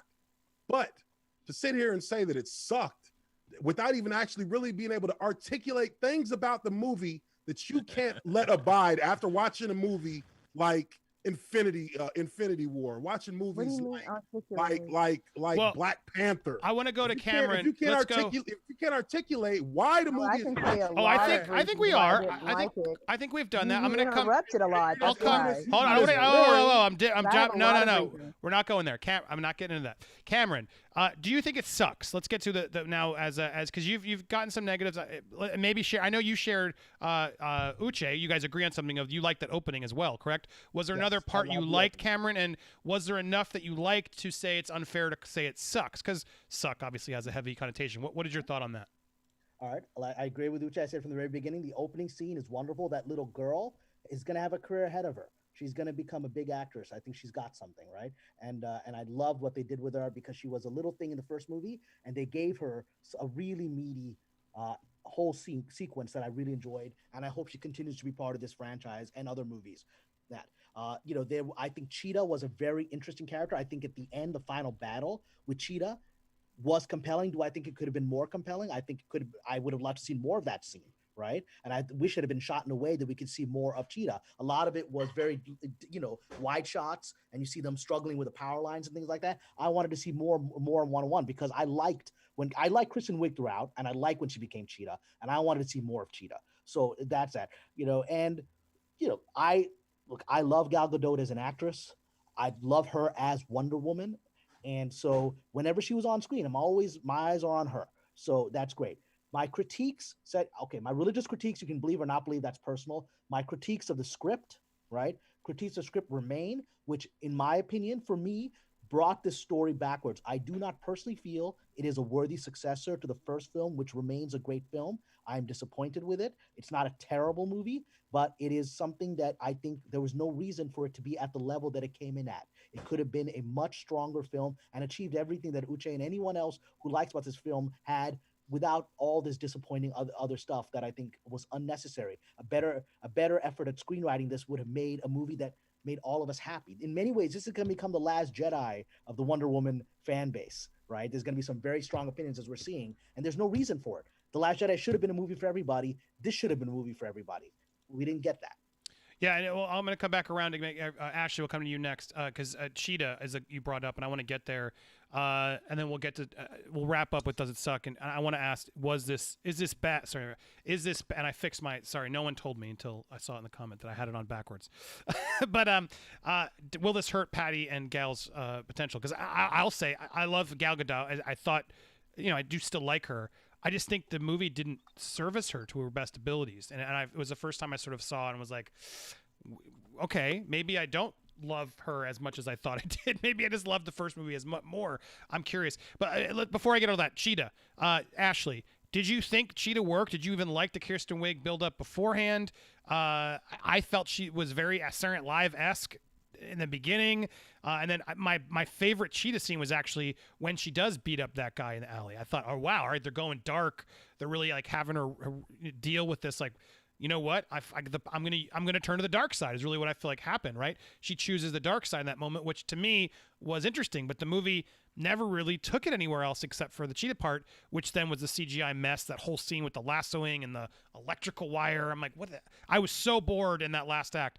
Ashley, though, what do you disagree? Did you like Cheetah's arc? Did you like the CGI finale? What are your thoughts? With Cheetah, I like the beginning of her like being Barbara Minerva. I thought it was cute when they first had that interaction, but just the progression, I felt like she didn't get enough screen time really to really develop. And then when she evolves into Cheetah, we get a 4-minute fight sequence, and that's all we get. Like I felt like Cheetah was hyped up, and we got 4 minutes of Cheetah, and we got Kristen Wiig as Barbara Minerva in Cheetah print. That's what we got. And I don't feel like it worked because we didn't get enough of it in the film. I did like the scene, however, when she was kicking the guy and she was getting her payback. But other than that, I don't really see how she really brought anything to the plot. And like I said before, also with her character, all of her motivations were based off, ooh, I got a crush on this man, so let's go ahead and I'm gonna make sure I help him. And then, but she also did get her wish from that. And I wasn't feeling it at all. I thought it was weak. Coming back around to you, Vito, just to keep going around and get everyone involved. The question I have also is just sort of that ending. They hype that gold armor. They hyped it in the trailers. They hyped it all over. I wondered if we were going to talk about that. I want to talk about it because I was not a fan. And I'll come around if anybody else has or put your hand up if you have a very passionate opinion on it. I'll come to you next after Vito. Yeah. But that armor scene, it was like this big build up in the beginning of, oh, she's out of nowhere. Because in the first movie she's never mentioned, but apparently there was another important warrior that had an armor that they could have, conveniently was packed and left in Diana's apartment all these years after the war and everything. When did she bring that back? Did she go back to Themyscira? There's so many questions of like what happened. But wait, and then the whole, it makes no sense. The plot continuity of where did the armor come from and everything, and then because she couldn't go back to Themyscira, right? So somehow the armor got FedEx to her, and then she had it, and then she decides I'm gonna unwish my wish. I'm gonna put the armor on, and now suddenly I'm gonna go beat Kristen Wiig, and then she kind of just destroys the armor. And then it's sort of over. It felt very underwhelming. I'm curious your thoughts on that one. I don't know what happened there. I don't know if the armor originally played some sort of role in the plot and they changed things around. It's funny because you've watched The Mandalorian this most current season, and I got in trouble a little bit because the first episode of the season I was like, is this really the story? The story of how the guy got Boba Fett's armor is he bought it? That's the most interesting hook you've got. Wonder Woman, we don't even get that. Wonder Woman just, it's in my apartment. I'm like, you have this golden gleaming armor on the poster. I'm like, oh, I can't wait to find out the story of how Wonder Woman obtains the mystical golden armor. And it's just you pan over a little over her shoulder, and he goes, yeah, I don't know, I just keep it in the corner. Why? I don't know. I might have to fight a CGI. Okay. Why did she need it to fight the Catwoman? Why was that necessary? She's like, I just bring it in case I might have to fight a demon cat lady. I have special gold armor. I mean, it's her armor. Did they ever explain in the movie, like, this is why I have to wear the armor right now? It's not her armor, though, Uche, right? It was Linda Carter's armor. What was Linda Carter's character? But it was her armor. She had the armor. But why did she decide she needed it now? But hold on. What was Linda Carter's name? She was in the after credits. What was that? I forget the character. She was Asteria. It was Asteria's armor, who clearly was still there. So I guess maybe she gave it to Wonder Woman and we just missed that scene? Could have been. Is that, again, but what you saw it who in knows? her apartment early in the movie, did you not? Why did she need the armor at that point? No, why did she decide that she couldn't do it? Yeah, it was very dude. I knew it was coming from the first scene when they showed us that, because it was like, clearly all this will pay off. No matter why. You don't need to be told why she decided. So why didn't she just get a giant robot then? Like, why golden armor? Like, there needs to be a reason. Ain't no robot in her apartment, bro. If my character is going to all of a sudden change her iconic outfit for a magic gleaming set of gold armor. Outfit from the Kingdom Come comic. It is from the comics. Machine gun then, okay? Just give her a flamethrower. You have to have a reason for these mystical artifacts being delivered onto her. You can't just say it's cool. Go, Cameron. I see Cameron's hand up. Go ahead. So I just want to add into this. Again, for me, the issue is payoffs without setups. Gold armor is fine. Asteria is, again, an example of a payoff. You know, we get the story of Asteria. Let me just put my lasso of truth around you, and you can see a couple of flashbacks, not even see Asteria. An interesting opening sequence to this right after the child's scene could be her finding that gold thing, or how she had to beat up, like it was 1952 or whatever. She found that gold thing, but we see a flash of Asteria, but she wasn't able to catch her because she said, I never found Asteria, but I found the gold. So that's a little flash, and then it gets paid off. That's my whole issue with this movie. Lots of payoffs with exposition. Why do they have to tell you how she got the armor? Well, no, Uche, but hold on. I want to Cameron. Let's put Cameron and Uche on the double screen because I want to get back, because this is an interesting part, and we'll come back to both of you. Uche, I guess they have to. It's not they have to tell us. It's just, to me, it's not strong storytelling, because it's lazy storytelling. If you want to call it that, then call it that. But it's like, hey, but you like they did. But wait. But Uche, they did tell us. They hey, important armor. I wonder if that's going to come in later. And then at the very end, I'm in the armor. Like, that's not a payoff. Like, movies just got it. But good movies have like payoff that you're like, oh right, she's going to pull the armor out. I'm watching but it was so obvious. Like, there was nothing. She went to an apartment to go get it. But that's not. Good. She got. There's an armor that we've never met. There's an armor they just showed us a flashback out. Oh, cool. She's gonna go get the armor, dude. That's a boring movie. That's not a good written movie. I'm gonna intervene. So again, because I've got half the screen here. For me, it simply comes down to, we had a 2.5-hour movie, of which an hour was an hour and a half maybe was lots and lots of talk. There's a lot more time to do all these fun setups where you can see her being Wonder Woman and having things that you can then pay off. Instead, you got lots of talk, and then you explain things with lots of talk. That's a fair an hour point. and a half of this movie was wasted in talk Yes. and stuff. If you want to, Hold on. You had all the space to do it. All right, now Uche, you can respond. Sorry. I was just saying, that's a fair point. If you want to say that, that's fair. That you would have liked to have seen more story development around that item in the movie. Well, but to sit there and say, well, why don't they explain when you know it's coming? But Even if Uche, they give you a story, they told you what it was kind of used for. Uche, the give you just gave us is on a lot of it. The invisible jet. There's a lot of points that we were trying to make. Again, of just like, that's the problem. It goes back to, this is there in the lore of Wonder Woman. There's not much of an explanation for the invisible jet. In the lore of Wonder Woman, there's not an explanation over necessarily all the different armor that she wears. But the Greek mythology, the Greek mythological part that was attached to Wonder Woman's character after the initial run with the creator with William Molston was, yes, they got more into that mythology. But in the movie, that's not where the story is centered around. They gave you the initial perception that armor was used as a defensive tool by Asteria to protect herself, to draw attention, to draw fire from the male enslavers that they had in a quick flashback. So right there, you kind of understand where that. So how does that translate to used. fighting a cat? Me, I wanted to. She defended herself from. What does that have to do with fighting a Catwoman? Wonder Woman 1 it would was have not. made sense. It would have made more sense. I understand the gold armor, and we learned that it's to withstand attacks from multiple people, right? Which she wasn't fighting. Known, to me, it just in a small little moment that Cheetah going in, that she might need some type of protection because Cheetah might have these claws or Cheetah whatever. can break her skin with her claws. Yeah, yes, you're right. Exactly. So why does she wear the armor all the time? Why'd she only wear it now? So she didn't realize it until she got hurt the first time fighting Cheetah.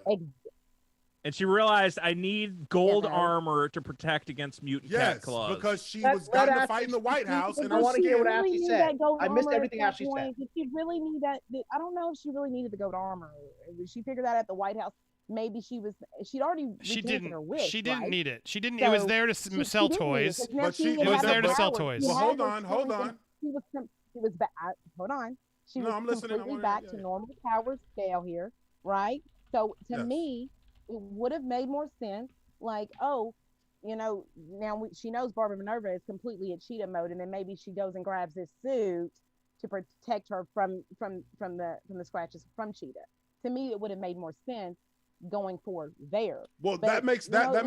Nice, but it just seemed very useful. It just seemed like it was just like, okay, you know what?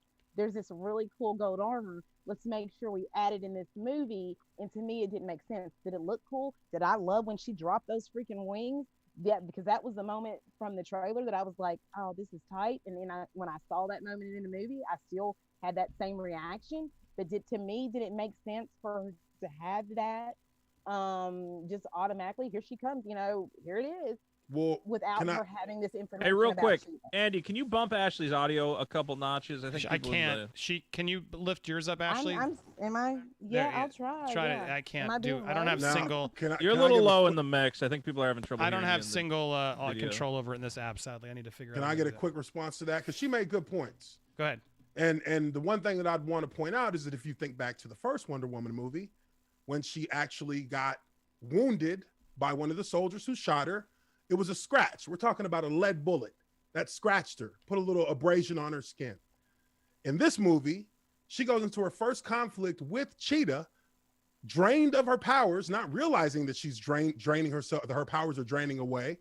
And she's beginning to get physically, she's beginning to get physically bruised, battered, beaten, bloody. We're seeing it all happen. And she's confused as to what is going on.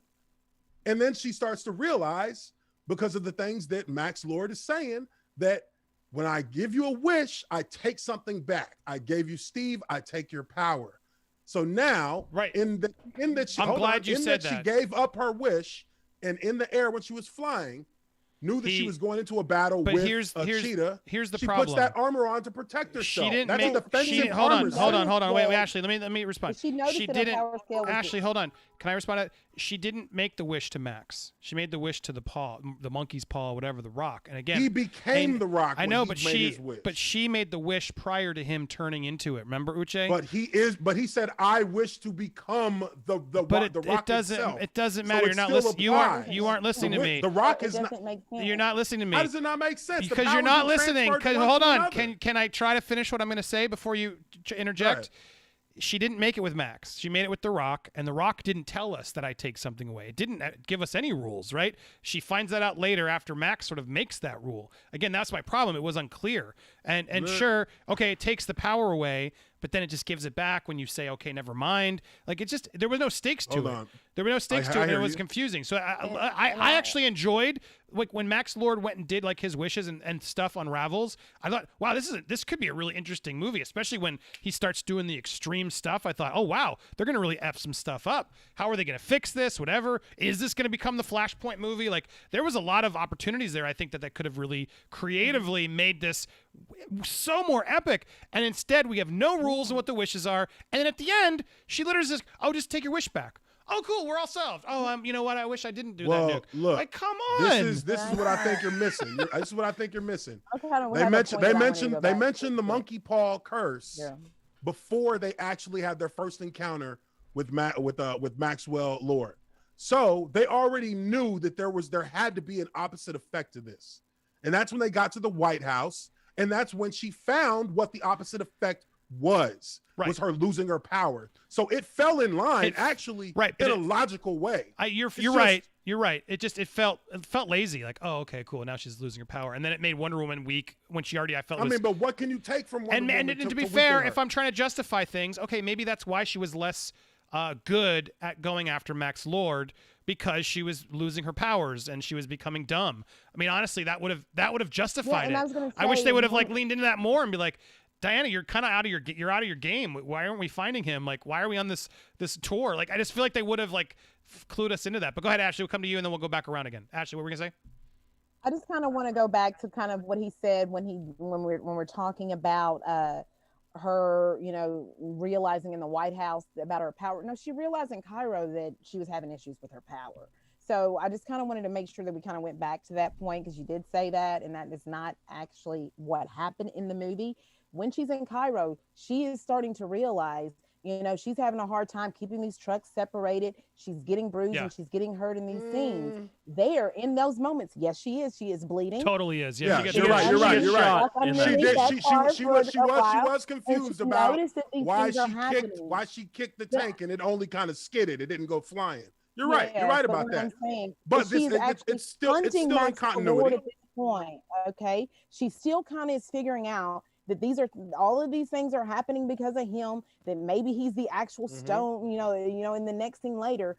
So she should have been quite aware, like I said, just like we're saying, that these things were happening, and that the reason why I'm in this situation is because I've asked Steve Trevor to come back, and like you said, you can just unwish it. Like I said, to me, this film would have worked better for me, kind of going back to what Andy's point said. If at the end of this movie, if Maxwell Lord still had, been triumphed, just for a little while, he succeeded in his goal. And then I said that to me, the film would have been a lot better just in general, because like I said, it was an easy fix. It's just like, okay, all these things are happening and you feel sorry for all these people in these situations. This woman over here is dead. He wished this woman to die. And then all these other things, you feel like we're on the brink of nuclear war, and all you got to say is, you know what? Never mind. I'm good. I just feel like it kind of just. Well, you got to understand. I think. Well, hold on, Oche, hold on. I want to go to this. I want to go to this on screen, because what's fascinating to me is, and I can see that the division in the chat is happening as well. But it's been 50-50. It now just went slightly no, but just a second ago it was 50-50. You guys can vote in the straw poll Steph's putting out there, but there it is again, 50-50. The poll is insanely close of how divisive this movie is. Did it suck? Yes. And I think the reality is everybody's admitting it's not as good.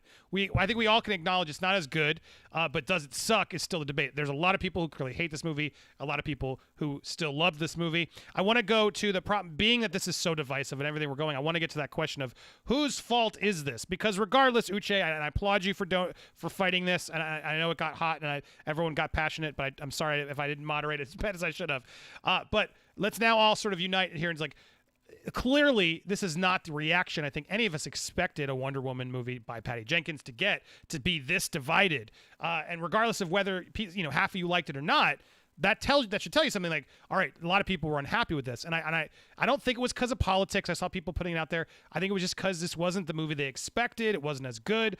Where does that fall? Where does that fall? Is where I want to figure out. Is that really Patty's fault? I mean, she wrote, she directed, it seems like. Do we think Gal sort of missed the mark in here? I'm going to come around and get your thoughts. Before I do, I appreciate a lot of super chats. I want to make sure I didn't miss any of these. Duval59, thank you. This movie totally has an agenda. That scene with Wonder Woman saving the soccer kid is direct commentary on the Gaza massacre, which Gadot defended in 2014, where four kids were killed by a rocket. I don't know I don't know about that, but okay. I looked that up. Another one of these things where I'm like, it's a bit of a stretch. Yeah, I haven't looked up enough. I will say that is commentary in the Muslim community right now. I had my sister said that to me on the phone earlier today. So all right, some people are in feeling the Muslim community that, again, because there's already, and I support Gal Gadot, but there's already was this prejudice that she's in the IDF. I have a journalist friend who's on the beach when that happened, and he told me exactly what happened. It wasn't no accidental bombing. They killed those kids on purpose. Did she specifically support that event? No, she didn't, and that's why I wouldn't support her. Yeah, so but she was getting. There was. again, it's all about in the mind of the viewer. When all of us when people in my community already have this negative perception of her, and that incident, at least in the Muslim community, is still very painful, even if most people don't know about it, right? Then for that incident of kids playing soccer, her saving them, it felt like is a little bit of a message. Again, people may say you're just reading into stuff. There's a lot of different ways you could have saved those kids. Playing soccer, I don't know. It felt like a kid's playing with a ball in the street. I can probably name you 5 or 10 movies where, you know, Personally, somebody saves a Again, kid but playing with a ball in the they're street. aware. Personally, They're I aware never of what draw poor conclusions. Gal has had to deal with. They're aware of that, and so their choices seem to reflect a screw you in how they made their choices here, knowing that they had this critique. I think it's just lazy script writing. How do we put a kid in danger? Exactly, and whether run in the road, but I think it's the same thing as the one you mentioned before, Cameron. Just like clearly no one was paying attention, and that was stupid of them to get the. I just feel like personally, I don't look for confirmation on anything about my personal beliefs in a movie. Because at the end of the day, if I want to find something if I want to see something a certain way, I'll see it a certain way. People some movies definitely are more blatant than others. Yeah, there are some sometimes that are when everything is yes, there are some sometimes you just got hit by one after the other after and I don't know. I got a close friend of mine, you know, Abu Nas, who's very big in the Phantom Menace. You know, he's African American, Muslim guy, good brother of mine. We don't always agree on politics, but we agreed on this thing. He came away saying, "Man, this felt like this was against us." And he and I aren't on the same politics on a lot of things. And he came back to me and said, "Man, this was against us." And so the fact that a large portion of a major world religion felt this was against them is at the very least poor strategy and poor marketing. At the very least. I personally chalk it up to just laziness and poor research. But even so, that's inexcusable. There's no reason to, you know, especially when it's like that stupid Chinese joke that sunk Monster Hunter. Like, yeah, look, so it's there, and it's just to clear the poll numbers are up, and we're still 50-50. So clearly, not everyone's agreeing on this movie, but there's a lot of issues out there that could be one of the reasons. So thank you, Duval, for your comment. Jen McMahon, it's a mineral that gives the power of magic that doesn't end the Cold War, just starts it. I summed up the movie. Okay, interesting. Thank you, Jen. Magic rocks. Antonio Bade, thank you, Badani. So I keep seeing people say they're not hiding the movie fairly yet. They're not hiding the movie fairly yet. All I've seen when defending the movie is fanboy BS explanations. This movie was sloppy. It had some good, but was mediocre. All right. Michael's being mean, calling someone a loudmouth. And Michael, just because you scream over people doesn't mean you win an argument. Debates are supposed to be back and forth. Yeah, well, dude, Michael, get in the ring sometime. Let's see how passionate you get. We all get sometimes heated. Everybody gets what it is. Excited. So, you know, be nice. There is one question I'd like to Steph. ask. Please, Steph, go for it. Hello, producer Steph here. Hello. Yeah. Cameron, honey, in terms of like where you come from, let me just start my video. Sorry, you're right. Hi everyone. There you are. Hello, here I am. In terms of, you know, what you do, your background, it felt like when I watched this movie and I look at Wonder Woman to Wonder Woman 84, there seems to be a continuity break in the sense of it feels like there's a movie missing between Wonder Woman and Wonder Woman 84. Yeah. I mean, what can you expand on that? Any other thoughts? Well, that's my whole thing about setup and payoff. If things have been set up in a previous movie, it feels like this is just my perspective. Had I been asked to do this, I wouldn't have gone to 1984 from 1917. I would have gone to the 1940s.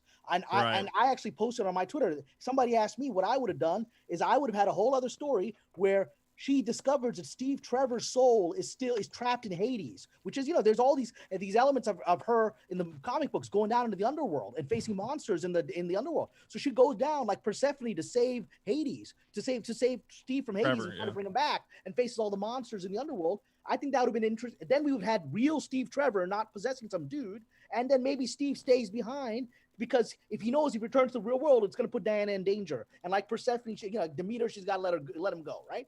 That's the movie I would have done. That's not the movie they did. And I think the major issue you're hitting is it feels like the jump of 70 years without character progression. Mm-hmm. It feels like she's been frozen in time, and it doesn't feel right to many of us. It feels like a whole, was she just sitting there feeding? I saw somebody in the chat go, she's just sitting there feeding homeless people for 70 years. She have no other adventures. And the person she's become in 70 years is this. It felt like Jake Skywalker from Last Jedi. I was like, I don't know how you got to be this. Well, she has lived a very isolated life. I think they allude to that from the outset. And while she is a figure and she's also trying to keep a low profile as a hero. So she's trying to do things incognito. But how do you justify then the opening? Like, what was she doing there in the mall? In the mall? Yeah, because I'm hearing your excuse. The mall. Why was she suddenly in a mall? The mall is a set piece, obviously. They wanted to use that clearly to set the aesthetic for the 1980s. And did you like her? Wonder Woman in there. Did you like her ice skating and swinging around the mall? Like, was that the Wonder Woman you expected to see? Be honest. I mean, she did it in the first movie. She slid across the room and took out. I love the mall scene from the first movie. She is Wonder Woman is, and you could see this in the first 10 minutes of the movie. The Amazonians in general, those female warriors, are very athletic, very nimble, and they work very gracefully. So they added an element of grace to everything that she did, even whether it was a combative tactic or deterrence. She swung her lasso at a speed to deflect bullets. It looked graceful. She kicks guys across the room. It looks graceful. They added that element to Wonder Woman that honestly, that's kind of what they had with her character in the comics, like a little bit of that grace. The more modern Wonder Woman became the Wonder Woman that was, more fierce, more edgy, more violent in the comic book timeline. But, again, where this movie's where the era that this movie appears to take place, it fits quite well with what I've known Wonder Woman to be of that kind of era in the comic books and in the kind of character they've tried to build with Diana. Well, and so just because you've said that, and I want to make sure we're clear. Like, I understand why you like it. It's fair. I respect it. I don't know the comics. I don't read the comics, and so from a outsider who doesn't know those comics, I mean, I've seen the Linda Carter show. They're terrible. I've seen some of the campy parts, and I like Donner's films. Yeah, but my problem, no, it's not. That's not fair. That's not fair. A lot of X movies are terrible, and you know it. I just like I want a good story. I want character progression, and I'm with Moore and Cameron on this. Because I feel like they skipped too much time, and I don't feel like she made any progression. It felt like a different movie, and I felt like Wonder Woman took a back seat in this one. I really do. That may have been because of the stone and the wish, but it really felt like it was more Pedro Pascal's movie than Wonder Woman's movie. Like, yes, she has to make the wish at the end, but it's still stuck. That's what I feel. Yeah, go ahead. Before we leave the mall, I just posted a link to my Twitter. Yeah, I just got it. I was let's show that. Can you put that up real quick? Vito, this is the real crime Vito of the did movie. some insane research. This here, is guys. the real crime of the movie here. Wonder Woman 1984 features a 1986 Rampage machine, a 1987 Operation Wolf, and a 1985 Gauntlet. Throw this movie in the garbage bin. Phil, what are you doing, Hollywood? Look at these cinema this bothers you? This bothers you? Yes, it bothers me. If you bothers you, why would you not do the smallest amount of research in a time period? Look, I mean, that's a knock at the set designer more than anybody else. But yeah, look, I this mean, is garbage. This movie is meant to encompass the '80s, dude. Like, if it's called Wonder Woman, that was not my '80s. They should have just called it. Why not make it 1980? All right, make it 1987. Right? It lacked nostalgia. Exactly played off for some dumb laughs about clothing and things like that, and about sleazy alpha dudes. I mean, I wanted more like 80s. Stranger Things that you were back there. Me. It didn't feel like you were back there. It felt like you were somebody from another time making fun of that time. It's a comic book world too, man. That time had the best music ever made, man. I mean, that totally hit the heart. I'm glad that they didn't go in. I'm glad that they didn't lean into. I think that I don't know if Cameron would agree with me that yes, I would have liked for a movie that bills itself as, my God, Wonder Woman 1984 and has all this retro styled marketing and everything else. I'm like, I don't know, burst into a roller derby or something stupid. You know, like have her go to a club or something. It was not an 80s thing. You could say, well, it dealt with oil barons. I was like, whatever. Like, you're you pick the most boring aspects of 80s culture. They embraced the 80s and they used it all about the marketing, but then we never really. I felt like we were watching an 80s movie and it didn't take advantage of it. It was have her chase Cheetah in rollerblades. Come on, give me something stupid. Go all camp or exactly enough. I do want to. I got a couple of chats on it. And thank you, Claudia, for sending through the Cash App. Always the best way to give because it gives your creators all the fees. And YouTube doesn't take a piece. I got a couple more here to read, and then I want to wrap up. Does it suck? And then I'm going to stay here long, but some of you all give an excuse if you need to bow out. Kurt, though, thank you. Cameron is speaking truth from his experience in his community. I think we should support that and not defend, make excuses for the filmmakers. Thank you for that comment. Well said. And then was there one more I thought I had here? Sorry. Let me refresh this. I did see one. I want to make sure I've gotten everybody. Or was it through Streamlabs? Here it is. No, I guess I didn't. So there we go. Thank you. And then it was Claudia. That's what it was. I said that. Thank you guys for sending that over. If you guys have any final questions you want us to address or issue before we cut this for YouTube's sake, I'll stay live with you, though, for a little bit more longer. Now's your chance to send it over. But yeah, the poll is still, I mean, man, throughout the whole show, as more polls go in there, still 50-50. Refresh. Is it really not moving at all? It's not moving at all. Crazy. That's wild. There was one more. Here it is. Sorry. How is that? How is Ian, anyone enjoying this movie? I don't know. Sounds like this one against y'all 5 made some pretty valid points that people are You holding on did. You to. did. Here, there's a. I did find I it. feel like there was. I feel like it was split anyway because I've heard a lot of people say that they love It's it. very and a lot of people say and a they lot of didn't. surprising For me, people like I not said, liking I it. feel like that when we're using the word "suck" is really, really, really like too extreme here. Suck Do I might feel be that too this extreme. movie That's so sucks? we'll get there. Absolutely not. We'll get there in 1 Okay. second. Ashley, hold on. Let me just It's- let me. it's I'm gonna come. mediocre. Ashley, It's hold on. not too strong. The movie sucks. Hold on. What Hold are we on. Hold talking on. about Hold on. here? I want to get It's a through this. bad movie. Hold on. Hold So on. tell me what a good Hold comic on. book movie was. I don't know if they can hear me or not, but hold on, guys. Ian, I want to thank Ian as well. Guys are not mentioning she knew Chris Pine was not that guy, but she proceeds to have sex with him. If that was reverse, yes, that is a question. I'm unmuting y'all so we can talk. I need to get through these chats, so just hold on. You can unmute. You guys can now unmute. Hold on. The issue of Chris Pine's body, I just did a whole video on it. People are starting to talk about it.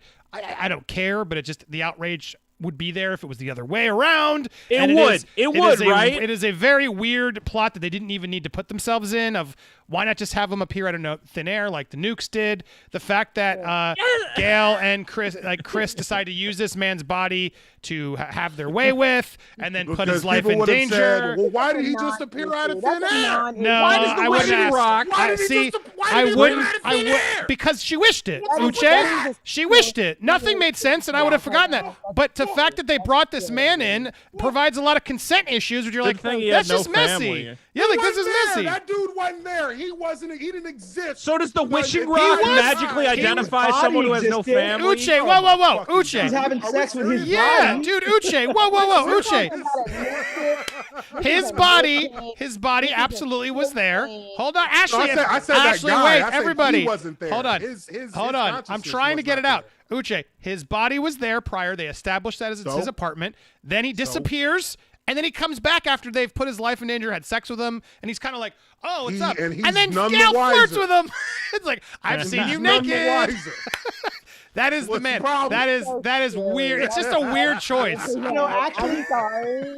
my sister said this. That's The a- character might have been gay. If you actually look at him, at the end, she's flirting with him, and he's not into her. He doesn't Yeah. even I'm like, care. dude, Gal Gadot is flirting with me. Maybe. I'm Oh, into come on. that, That's man. a reach. That's a reach, man. That's That's a silly. reach. I don't know, man. He does Like, Merry That's a Christmas reach. and takes off. That's a reach. There's we're- nothing No, to I- indicate anything I think like that in any way everyone's whatsoever. attracted to her.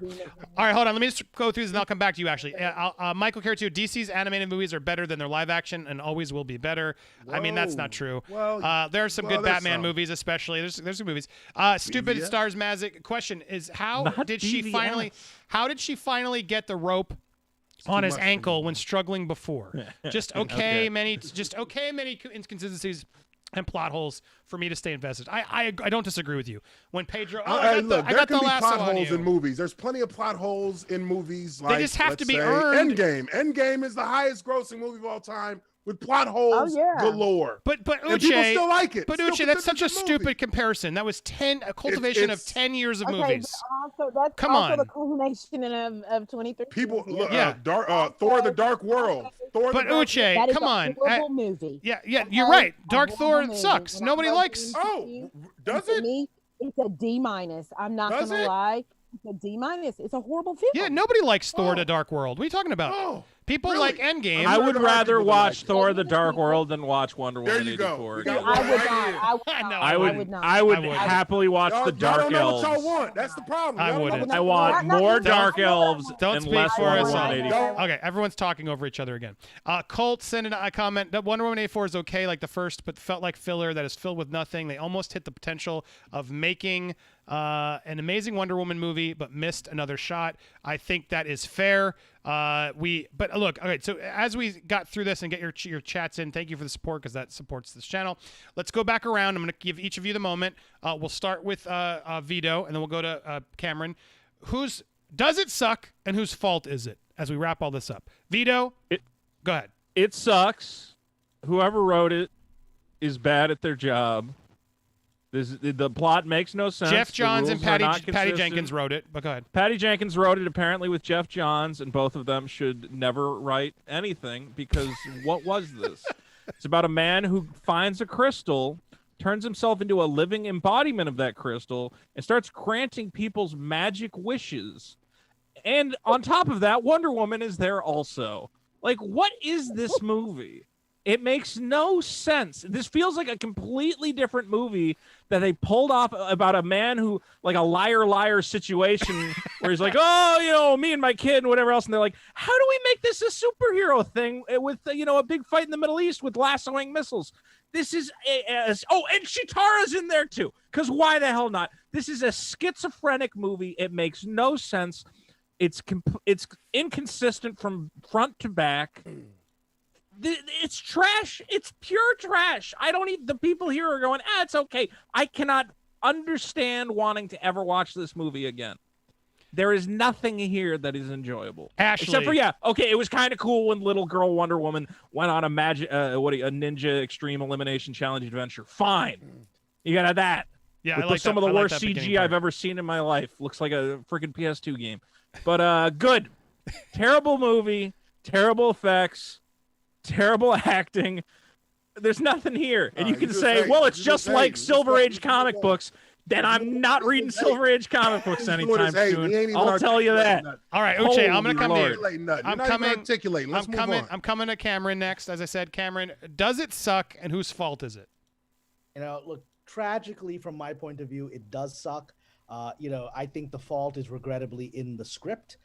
This is what I do professionally. Had someone given me this script, I would have said the script does not work. Forget the filming final version of it. I would say the script, I would actually say Vito's correct. Most of the story meanders. There's lots of payoffs without setups. The characters, in my view, are not properly developed. And it's just, I think the idea of it being a schizophrenic film is correct. And I feel that in particular, that this is a disappointment because the first movie is an incredible movie. It remains one of my favorite movies of recent times. I watched that movie something like 5 times in the theater. That's how much I love that movie. And so I feel that I wish that they had brought back the original screenwriters from that first movie. I don't know the politics of why they were not brought back, but it was definitely written by Patty Jenkins, who's a superb director. I'd love to work with her. I don't know if I ever will after she sees this video, but nonetheless, she's a superb director. I think that the storytelling choices did not help the film. I don't think her goal was the goal that Mr. Rian Johnson had of dividing the fan base in Star Wars. He achieved his goal. I think she wanted to make a movie that everyone would love, and I think she's going to be startled by the fact that there is a backlash. And I think that it's going to have some impact on this movie franchise moving forward. And I just hope people can learn from it and remember that without good storytelling and relying on talented screenwriters to do what they do best, you don't have the best movie you can have. Got it. And now we're going to move over to Uche. Go ahead, Uche, your thoughts. Obviously, I think I know we're going to go with this, but does it suck? And why is this frozen? Hold on. Does it suck? And whose fault is it? Hold on. Did it First freeze off, let me just say, I appreciate you having me on. Hold on. Everybody Wait a second. Okay, now we're in. Okay, there was a buffering problem. Go ahead. I appreciate everybody in our little group here having a debate. It's been fun. I love the debate. So, I can get raunchous about it sometimes because I like to go through points one by one and talk about things in a constructive way. As far as the movie goes, I don't think it sucked. Do I think it's an A+ movie? No, I didn't expect it to be an A+ movie either. I think for the most part, the story beats that the movie's trying to hit, the moral that they're trying to set in the messaging behind the movie, I think it all flowed pretty well. And I think that if you're really listening to what they're, to the script itself, as you said, the script wasn't good, Cameron, and I can respect that. But listening to the movie, watching it and paying attention to what was being said in the time that I watched it 2 times already, there were points that were made that were actually points that were foreboding things that were to come in the movie. They were pointing to things that were going to happen later on and things that were going to play into some of the decision making and some of the messaging that was meant to be absorbed by the viewer. And I absorbed those pretty well. I thought that there were some really good moments in the movie where we saw Diana's vulnerability. We saw her isolation, her loneliness, to be someone who is in a way bigger than the world she lives in, and how that can really keep her in a corner where she's not able to really relate with people. She's had a taste of love, and now she doesn't feel like she can ever have it again without it being Steve.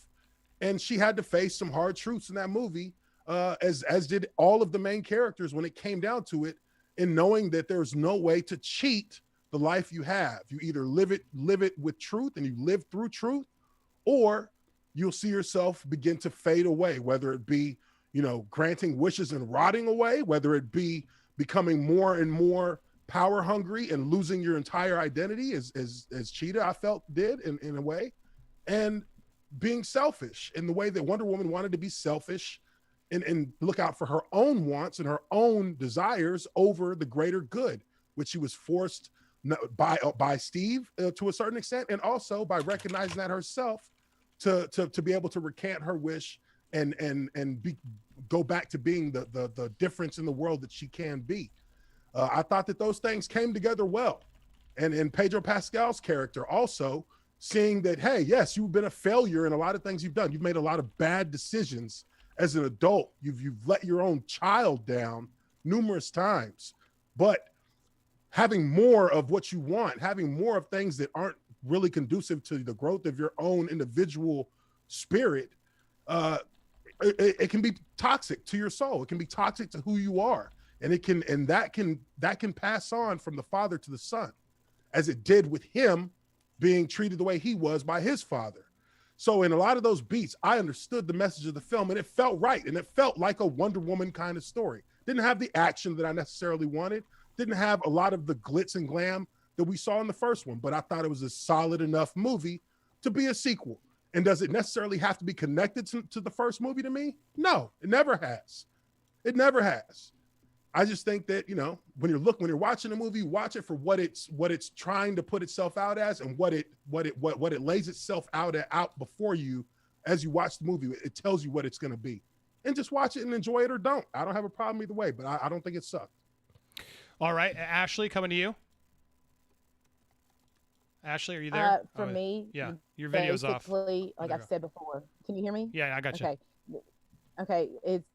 The film is mediocre at best. Like I said, to me, it's not a great movie. It's a C at best. Just simply, just for, like I said, I felt like I was not emotionally connected to who Diana was. To me, this is Wonder Woman. She, like, the epicness was not there for her. I had no connection. I felt like that it was just like the whole film, she was bogged down and like feeling these things for Steve Trevor.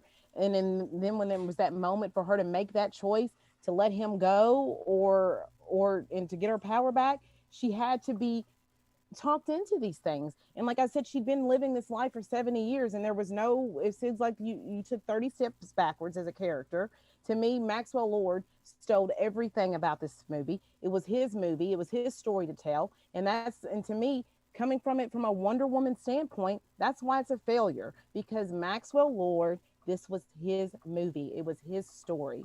And then a lot of the things with the fighting with a lot of the fighting sequences, I could not get on board with, because like I said, it was just that basic, I'm a ballerina, let me fight. Yes, it's nice to be graceful and to be feminine, but where was some of that intensity and that warrior fighting? I know that she's fighting against humans and she doesn't want to hurt people, but still that essence should be there, and it's not there in this movie. And like I said, I had no emotional connection to Diana Prince. She is a Wonder Woman to me, and that is why, for me, the biggest reason why I'm saying this is mediocre and it's not on the level that it should be is because for me, Wonder Woman was just an afterthought in this movie for me. Like all from everything about it. That's how I feel.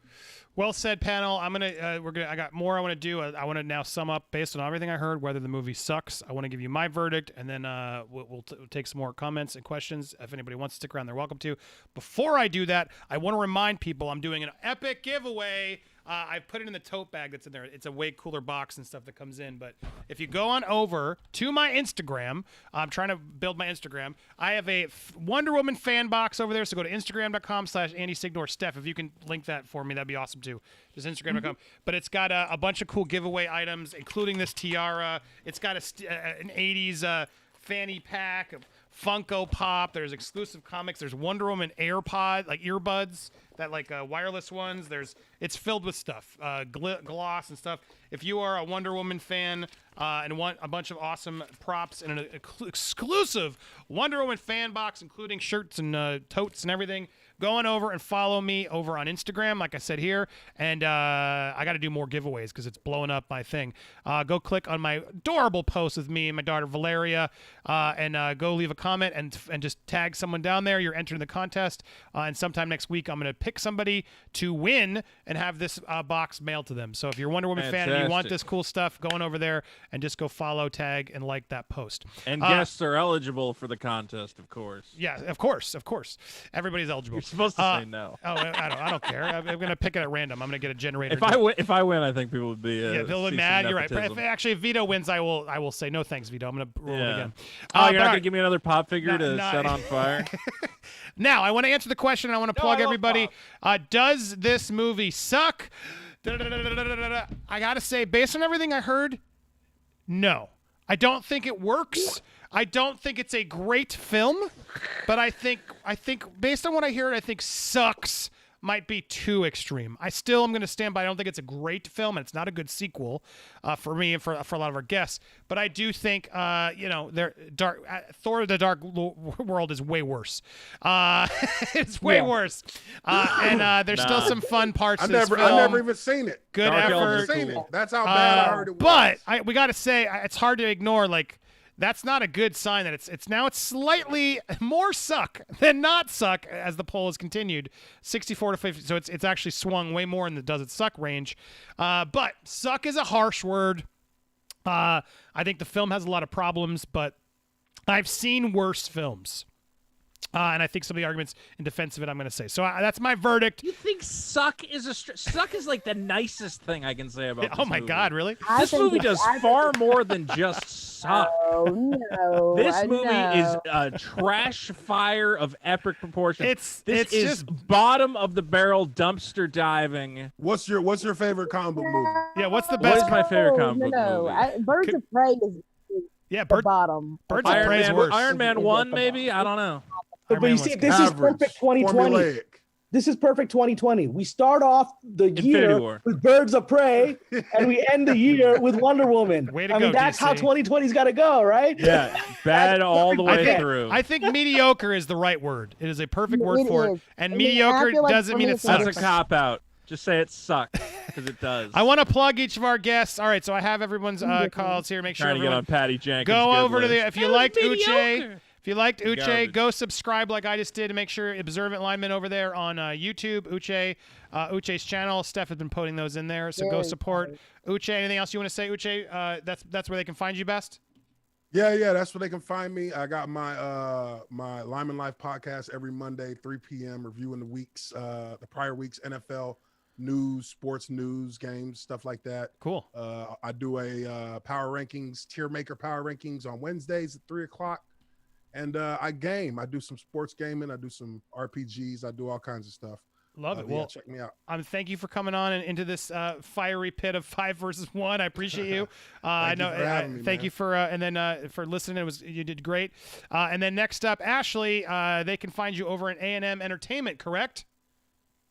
Yeah. Well, we're currently in the process of changing the name to The Widow, but yes.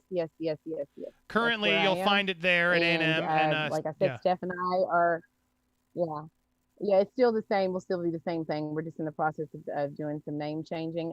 Steph and I are bringing back Savage Garden in a new way. It'll be on Tuesdays and Thursdays, split. On our first episode, we're actually going to be talking about The Mandalorian and Grace Randolph and breaking all Ooh. that down on, and that will air on Tuesday. And then we do the web where we do discussions, and then we have Sunday lessons. It's real life discussions.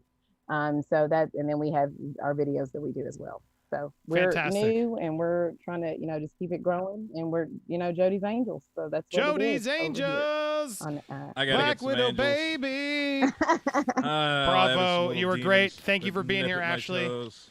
I love you having you here. Thank you so much. Come back, Thank you. please. Cameron Pasha is up next. Cameron, to plug your website. That's the best place to find you, right? CameronPasha.com. Anything else you want to plug or say? Yeah, I mean, first of all, I want to thank all of you for letting me be on here. I've sort of come into a tradition that you've all established. So please forgive me if anyone felt I interrupted them or was not respectful. I'm sort of trying to gauge the vibe of this group, and I thank you for letting me share my perspectives. Yo, you wrote 50 Cent Blood on the Sand? I wrote 50 Cent Blood on the Sand. Cameron, my boy! I have lots of adventure stories about that. Dog! That's dope, though. Actually, yeah. I Heck like that. yes, dude. It was when a I worked in terrible game. GameStop, But Oh, I it's did a great game. Don't tell me. yo, Don't tell me- that don't game tell the rules, man. writer of Going the through game the it's a terrible desert with game to his 50. face. Come on, man. No, Oh, not. God. It wasn't a terrible story. It was the mechanics. The game of itself. Well, No, the that game story I'm rules. proud of. A story I'm proud of. The story was fine. I played. With the diamond skull, I'm proud of it, man. Yeah. But My the game I've written man. out for another. But yeah, so my website, you can find out. I've got a blog on there which has my perspectives on politics and religion. I've got my novels. I have 2 novels published. One is on the Crusades. That's the one you're seeing on the screen right there, Shadow of the Swords. Another one called Mother of the Believers, about the birth of Islam from the point of view of the Prophet's wife. They're both available through Amazon.com, through our website. You can also follow me on Twitter. You may not like everything I have to say on Twitter. I'm pretty open about my politics and other beliefs, and they're not always what people expect them to be. I'm neither right nor left, but I say what I think.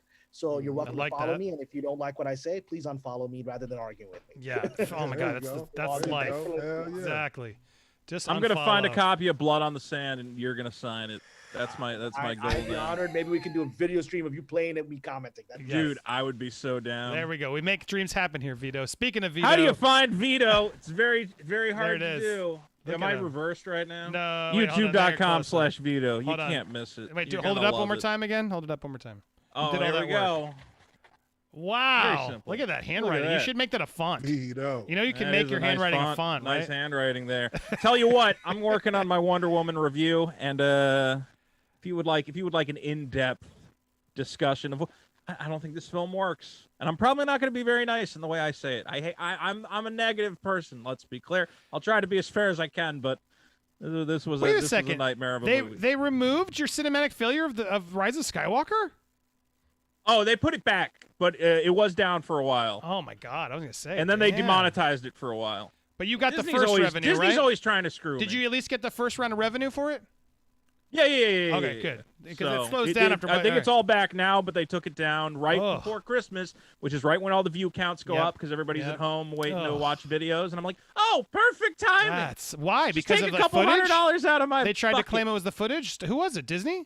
Disney tried to claim it. I showed too much space horses. Oh my God. Disney said you wow. can't show the space horses are the key to the whole movie. You can't show all the space horses. I Wow. was like, God, okay. This platform sucks. I had to wait a week before they went, fine, you can show all the space horses. Literally, that was the They footage. could have were made mad you wait about. 30 days. That's what they could have done. That's how They could have shitty done. YouTube is. Luckily, it was only about a week and a half, or I don't know how long, because I Ugh. put that video up late. But if you haven't watched my videos, Rise of Skywalker, a complete cinematic failure, fantastic video, and I re-uploaded my DCEU takedown because that had a similar problem that they demonetized it. YouTube, I don't know. I use too much footage of the space horses. I'm a Yeah, bad you man. gotta talk. You gotta talk. It was cut to your face talking more than the footage. Sadly, I posted Yeah. one on my Movie World channel, which finally got it's a review to finally get monetized. Yay, Steph, we did it! And it was that Yay. it was a Godfather 4 sequel video I did that had like 18,000 views that finally pushed it over. And it was literally just me talking in a still up. And I'm like, God damn, I do all this work all the time. And it's always the one And they video take which it is the down. stupid still on, and nobody actually watches or That's cares. how it is. And it's like, of My course that's Mulan what I review, do. half the footage, I have to put a giant censor bar Every- on it that says Disney won't let me show you this scene from Mulan. Really? Wow. Yeah, I mean, because I can't wait. I'm like, I can't wait a week for them to approve the footage, so I just have to upload a version where I'm just like, as we can see clearly in this scene, and there's a giant censor bar that says footage missed blocked that. by Disney. Watch on Patreon for uncensored Smart. cut. Well, I was gonna say, At least it lets me promote the Patreon. I do like, edits if you like want the you. uncensored version. I do edits like you, and they take so much longer. And I put the footage, and I realize why am I? People don't seem to care. It's very frustrating. Anyway, go check out Vito. Check everybody else. And I got to thank Anne Marie. Thank you for sending a PayPal donation at the very end. Excellent panel tonight. Please have this group on again. Happily will. Anytime they want to come back, we will do it. Now that we've learned how to over talk on each other's right, we got there. Thank you for bearing with us, you guys. I think there was got a little hot. I know because everyone just wants to be heard, and I was trying my best. But thank you guys for being polite, bearing with me, and getting everybody's voices heard, because I think that was the goal here. I'm gonna don't go anywhere yet. We're not leaving. I'm just clipping this for YouTube, and I want to wrap some things up. But thank you guys if you're watching this after on the replay. You can always subscribe. Hit the subscribe button if you haven't already. Hit all alerts, because sometimes YouTube deactivates. And check out these other videos as I clipped it, because this was a long video. You made it all the way to the end. Leave a comment and say I made it to the end, and I'll give you a like when I see it. See how nice?